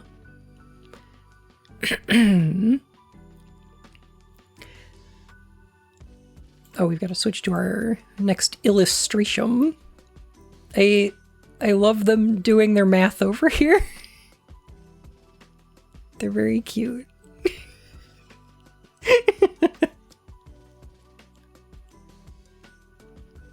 Also, oh my god, look at this little guy with the ink. Also, he has 3 pens. That's great. The barrister's dream is a bit of a weird one.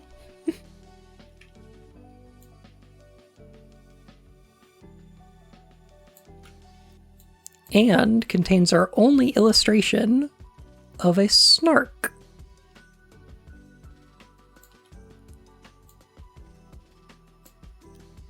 This is the first and last time we'll see one.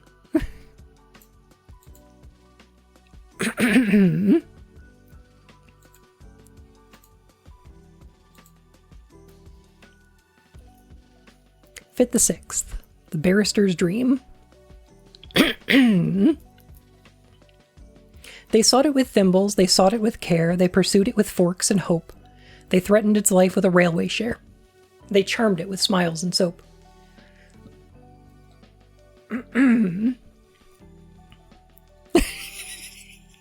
Falcon, oh my god.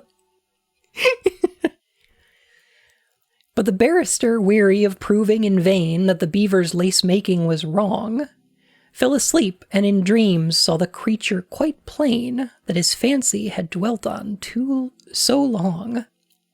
He dreamt that he stood in a shadowy court, where the Snark, with a glass in its eye, wearing a monocle, dressed in gown, bands, and wig, was defending a pig on the charge of deserting its sty. The witness proved without error or flaw that the sty was deserted when found, and the judge kept explaining the state of the law in a soft undercurrent of sound. The indictment had never been clearly expressed, and it seemed that the Snark had begun, and had spoken 3 hours before anyone guessed what the pig was supposed to have done.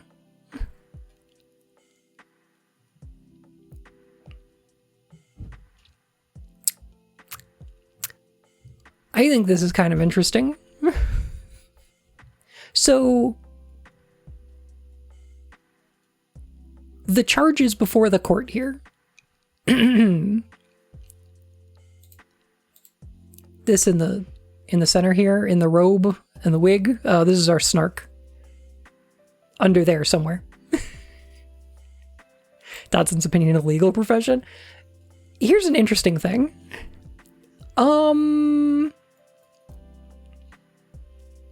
So the Snark is defending a pig who escaped its sty. That's the crime it's being held accountable for. But the thing is, a pig in a sty is awaiting one thing. And one thing only. I mean, don't you feel like it's got a moral obligation to escape? Like, what are they gonna do to it? Treats? No.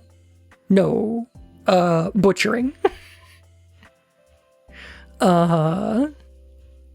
That the pig is waiting in the sty to be murdered. So, like, what does it have to lose by escaping? Huh?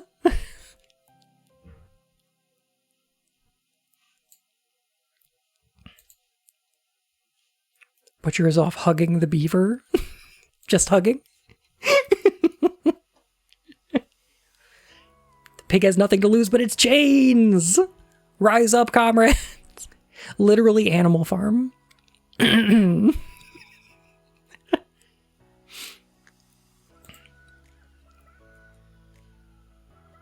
for the Snark for fucking with the legal system. The Snark has talked for 3 hours, and nobody knows what the charges are.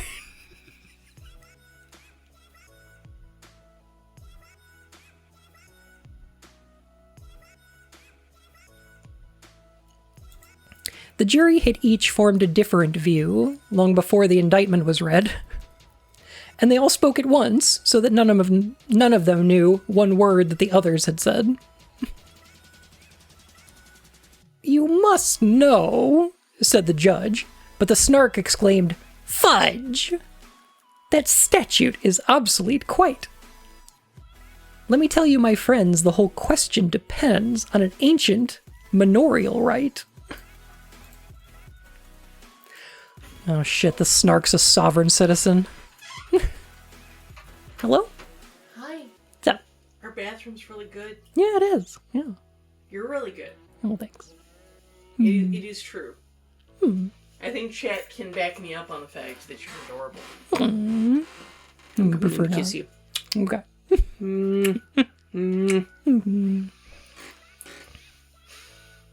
But the bathroom's really good, and I'm very pleased. What? Cool. Poetry Foundation. What is this? Oh, it's the Snark. Yeah. I'm Have reading. you shown them your OG copy? I did. Not that I'm proud about that or anything, but Yeah, I bragged about it earlier. I was so, worked out really well. So I wanted to get this thing for the bun, because the bun deserves to have it. Because no one else... Ignore the cat. Anyway. You deserve to have your own copy. Well, thank you. Especially one that's so cool. Yeah, for sure. Question: have you told Chad about the bit where everyone wanted Lewis Carroll to dedicate his next work after? Yep, I did. He's like, okay, I'll do it. And it's like, oh yeah, it's the world's driest math treatise. Oh boy. Okay, come on, Kit Kat, let's go. Yeah, no, I agree. Come with me if you want to. Close the door if you would. Thank you. I can get his tail out. There we go. Anyway. In the manner of treason, the pig would appear to have aided but scarcely abetted. While the charge of insolvency fails, it is clear, if you grant the plea never indebted. The fact of desertion I will not dispute, but its guilt, as I trust, is removed, so far as relates to the cost of this suit, by the alibi which has been proved. My poor client's fate now depends on your votes. Here the speaker sat down in his place and directed the judge to refer to his notes and briefly to sum up the case. But the judge said he never had summed up before, so the Snark undertook it instead, and summed it so well that it came to far more than the witnesses ever had said. He's using sum to mean both summarize and also sum, like, count it up like a math problem. You get it?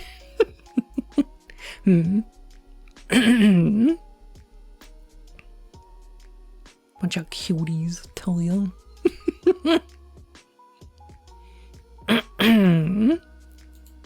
When the verdict was called for, the jury declined, as the word was so puzzling to spell. But they ventured to hope that the Snark wouldn't mind undertaking that duty as well.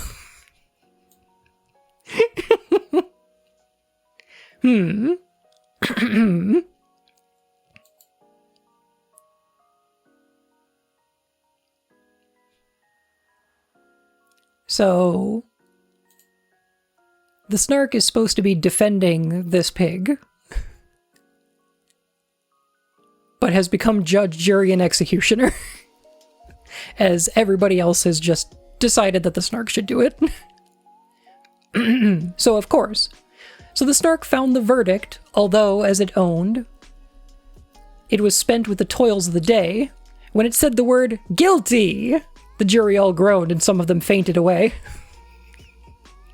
Oh, that's your client?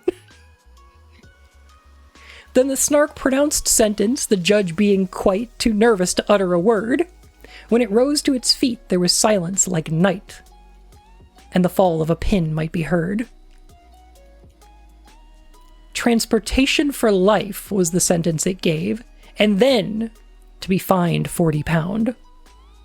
The jury all cheered, though the judge said he feared that the phrase was not legally sound. But their wild exultation was suddenly checked when the jailer informed them in tears such a sentence would have not the slightest effect, as the pig had been dead for some years. The judge left the court looking deeply disgusted, but the Snark, though a little aghast, as the lawyer to whom the defense was entrusted went bellowing on to the last. Thus the barrister dreamed, while the bellowing seemed to grow every moment more clear, till he woke to the knell of a furious bell, which the bellman rang close to his ear.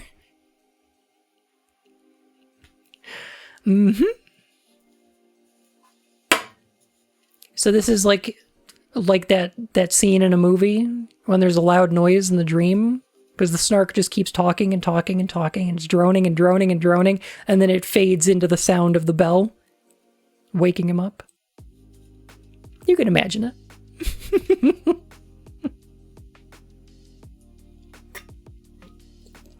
This feels like he's mocking conservatives of the era. Oh, almost certainly. Quite a bit of the legal profession. There's a few references in here to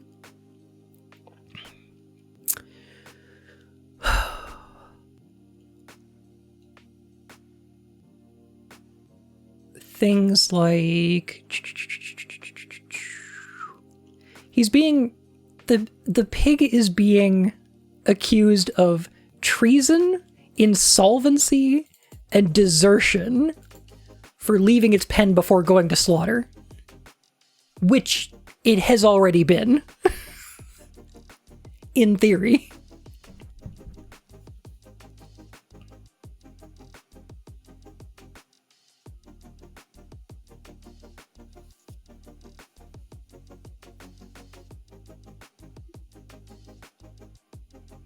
There's also quite a few instances of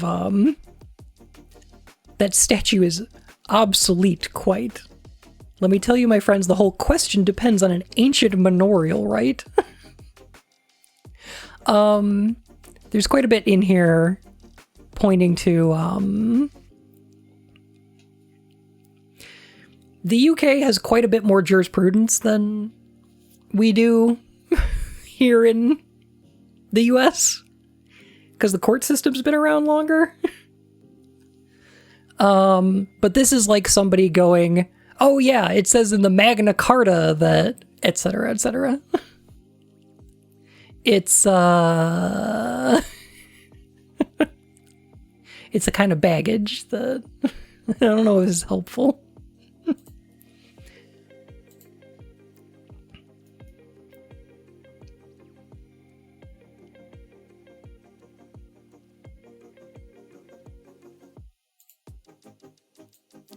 Our next illustration.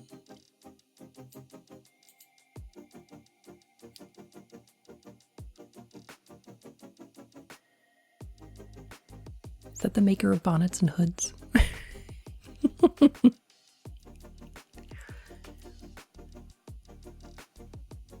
British Sovsets like to call themselves freemen of the land. Oh yeah, I have heard of that. Yeah. I think that's the banker.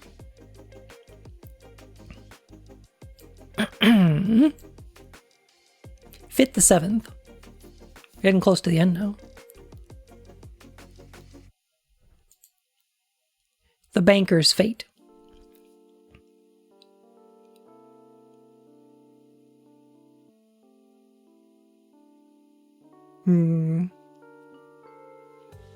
They sought it with thimbles, they sought it with care, they pursued it with forks and hope. They threatened its life with a railway share, they charmed it with smiles and soap. And the banker, inspired with a courage so new, it was matter for general remark, rushed madly ahead and was lost to their view in his zeal to discover the Snark. But while he was seeking with thimbles and care, a bandersnatch swiftly grew nigh, and grabbed at the banker, who shrieked in despair, for he knew it was useless to fly. He offered large discount. He offered a check, drawn to bearer for £7.10. But the bandersnatch merely extended its neck and grabbed at the banker again. He's trying to bribe a bandersnatch. Without rest or pause, while those frumious jaws went savagely snapping around, he skipped and he hopped and he floundered and flopped, till fainting he fell to the ground. The bandersnatch fled as the others appeared, led on by that fear-stricken yell, and the bellman remarked, "It is just as I feared," and solemnly tolled on his bell. I love how much emotion gets communicated through his bell. It's excellent. It can be angry or furious or solemn. Terrific.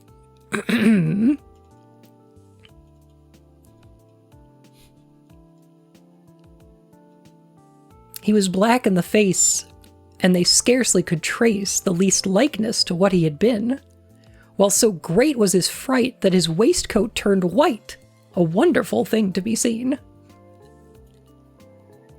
To the horror of all who were present that day, he uprose in full evening dress, and with senseless grimaces endeavored to say what his tongue could no longer express.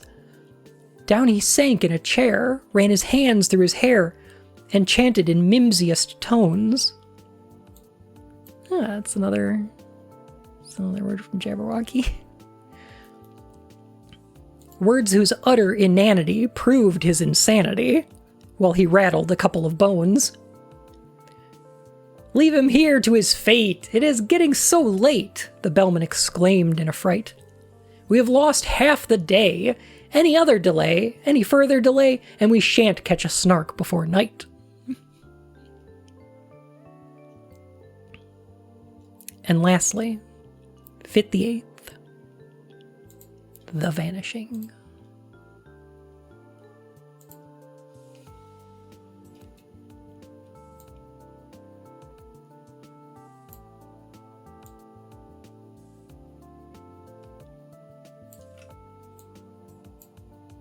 You can see there's like, there's a face in the trees here. Maybe it's pareidolia.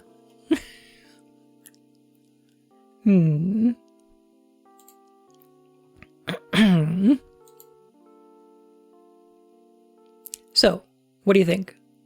Are we going to catch a Snark today?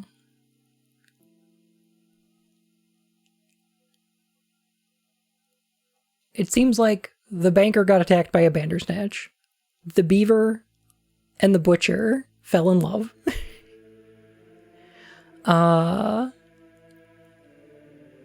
The barrister was asleep.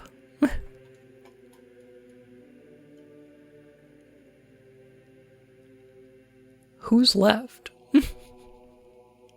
They did hear a jub-jub. That's true.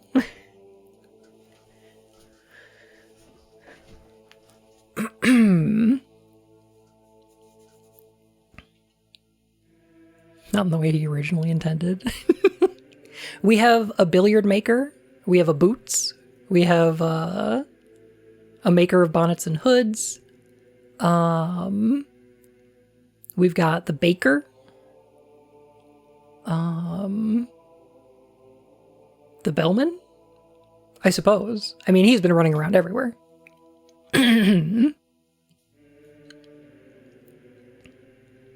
They sought it with thimbles, they sought it with care, they pursued it with forks and hope.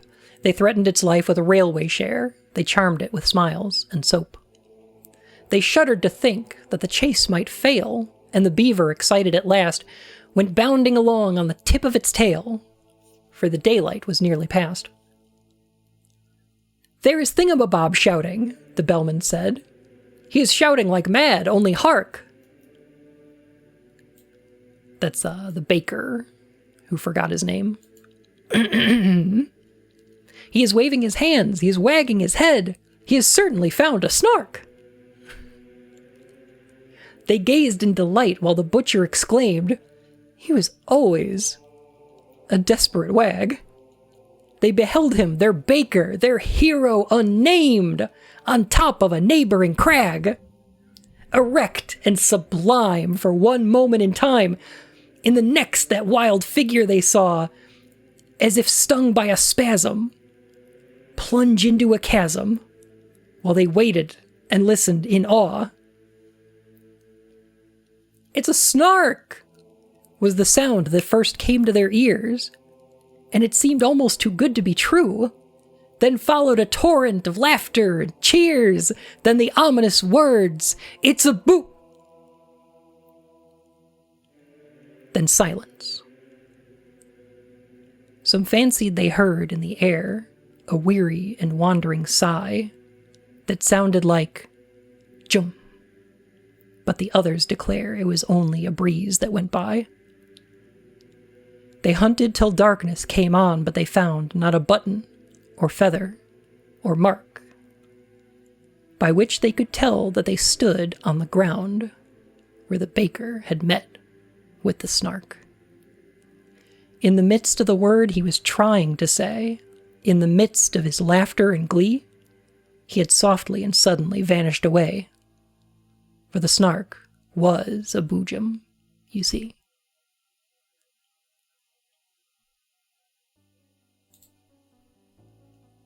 The end.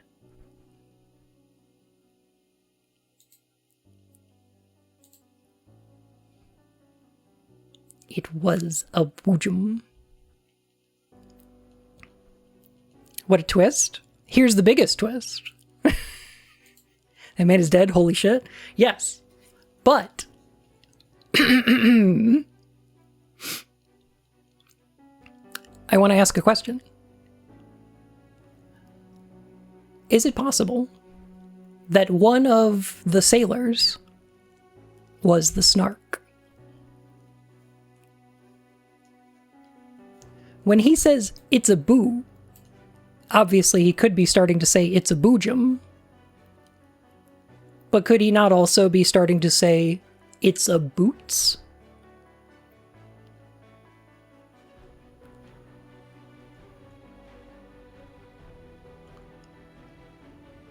No, Bun, that's ridiculous.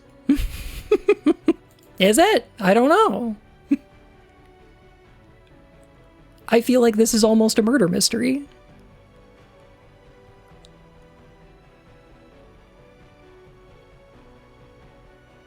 It a boot what? One of the members of their crew is a boots. One of the members of the crew, by the way, is not depicted in any illustration.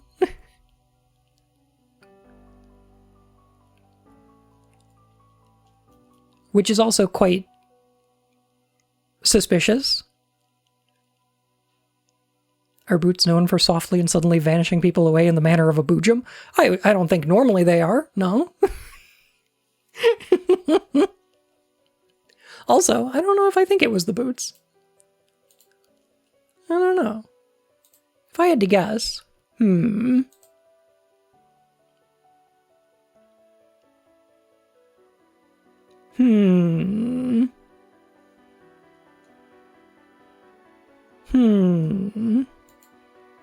Who would I think?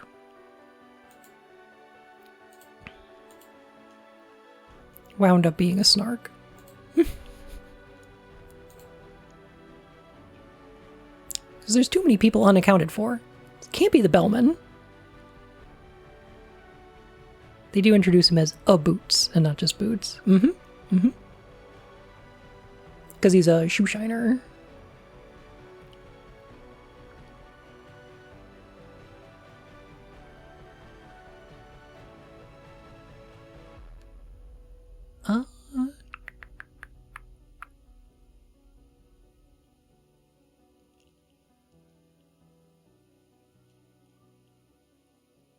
Let's see. The bellman, the boots.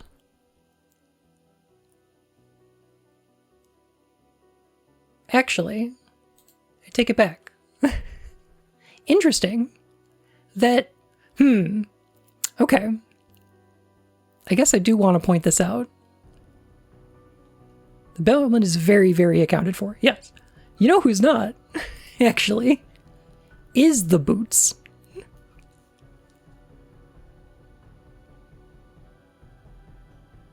We don't actually see him in any of the illustrations.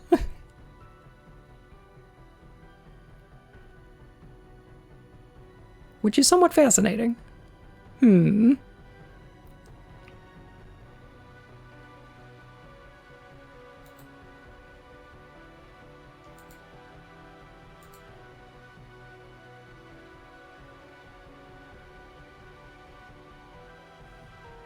Oh, by the way, the person over on this side of the image right here, just to lend a little more credence to our previous interpretation, this is the butcher and the beaver. If you'll remember, the butcher put on fine evening dress and kid gloves. And that's them there. I ship it. Literally, they were on a ship together at sea.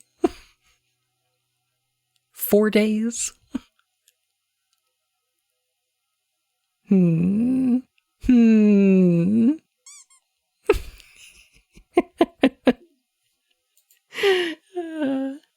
Anyway, hey. I thought this was fun. I don't know. Did y'all have a good time? Y'all have a good time reading a poem? I think it's fun. I don't know if there's an interpretation that should lead us to think that it was either the Snark or possibly the boots that causes the baker to vanish. But I do think it's an open question. So sad I missed the beginning. Well, there's a VOD.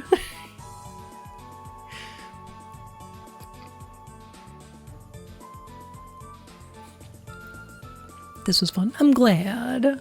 Heck. Yeah, so this is one of my favorite stories. I like this poem a lot. It's very fun. It makes me laugh. He booed in my snark until I outgrade. No, you don't. No, you don't. Stop it.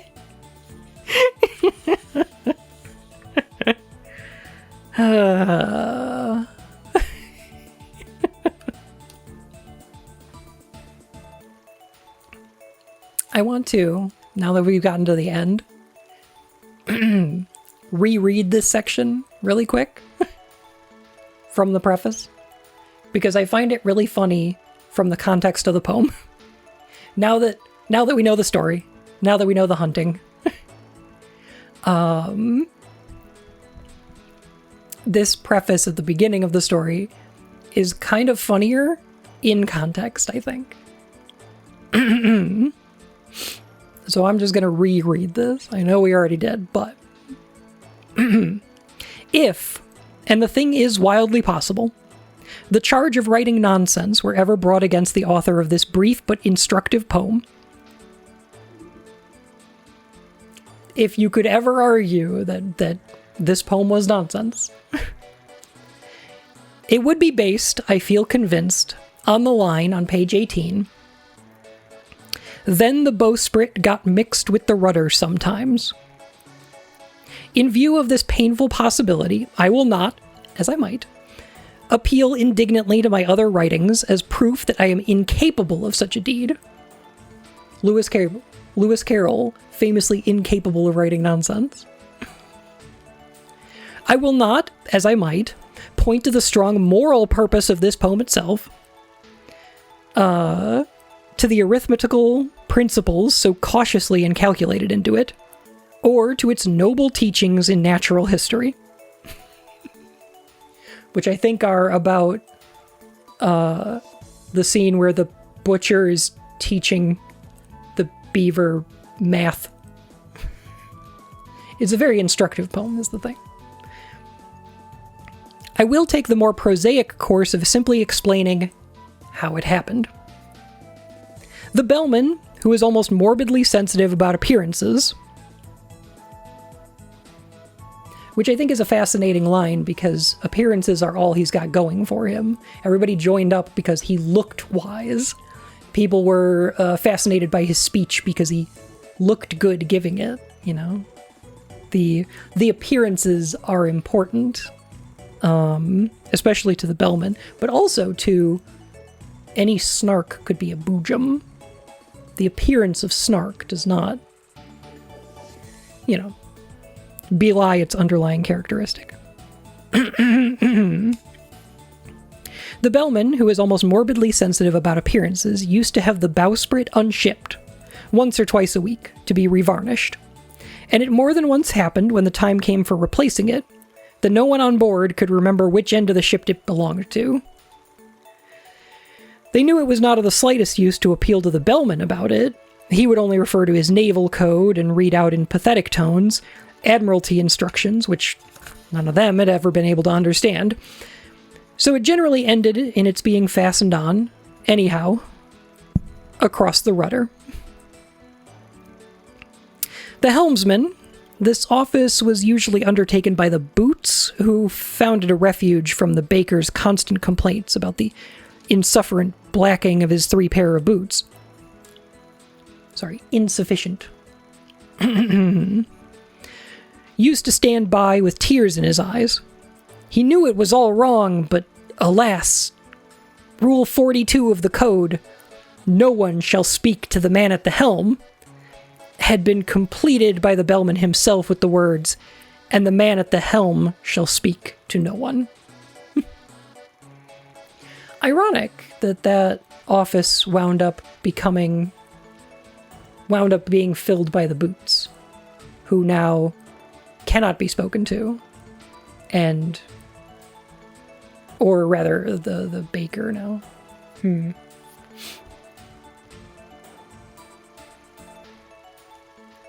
Yeah, the boots did have a grudge against the baker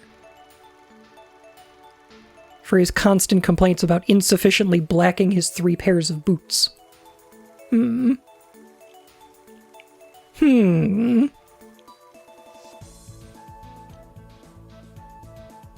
So remonstrance was impossible, and no steering could be done till the next varnishing day. During these bewildering intervals, the ship usually sailed backwards, because the bowsprit's on the back end. I find this funny. I find this entertaining. I mentioned it at the beginning of stream that, like, I like that I feel like the human mind doesn't lend itself well to coming up with pure nonsense, pure randomness. It strives to find method and meaning. And so when you're writing a nonsense poem, I find it fascinating that there's so much we can glean from it, even though it's meant to be nonsensical. There is a sense in it. There are things that we can think about and take from it. There's things in it that we can enjoy. Even when it's trying to be, without meaning. It's fun. It's and it's the are near homophones in some accents as well. Very true. What do you mean, Bun? Didn't you read the foreword? Oh, you're right. I'm sorry. I shouldn't have claimed it's nonsense. It's been very well explained that sometimes the bowsprit got mixed up with the rudder. I get it. All right. You're right. That part made sense. Now the poem is perfect.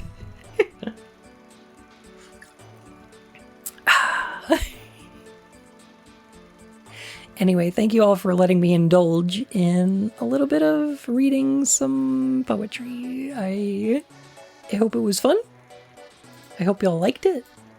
I hope you understood it, at least a little bit, or got something out of it.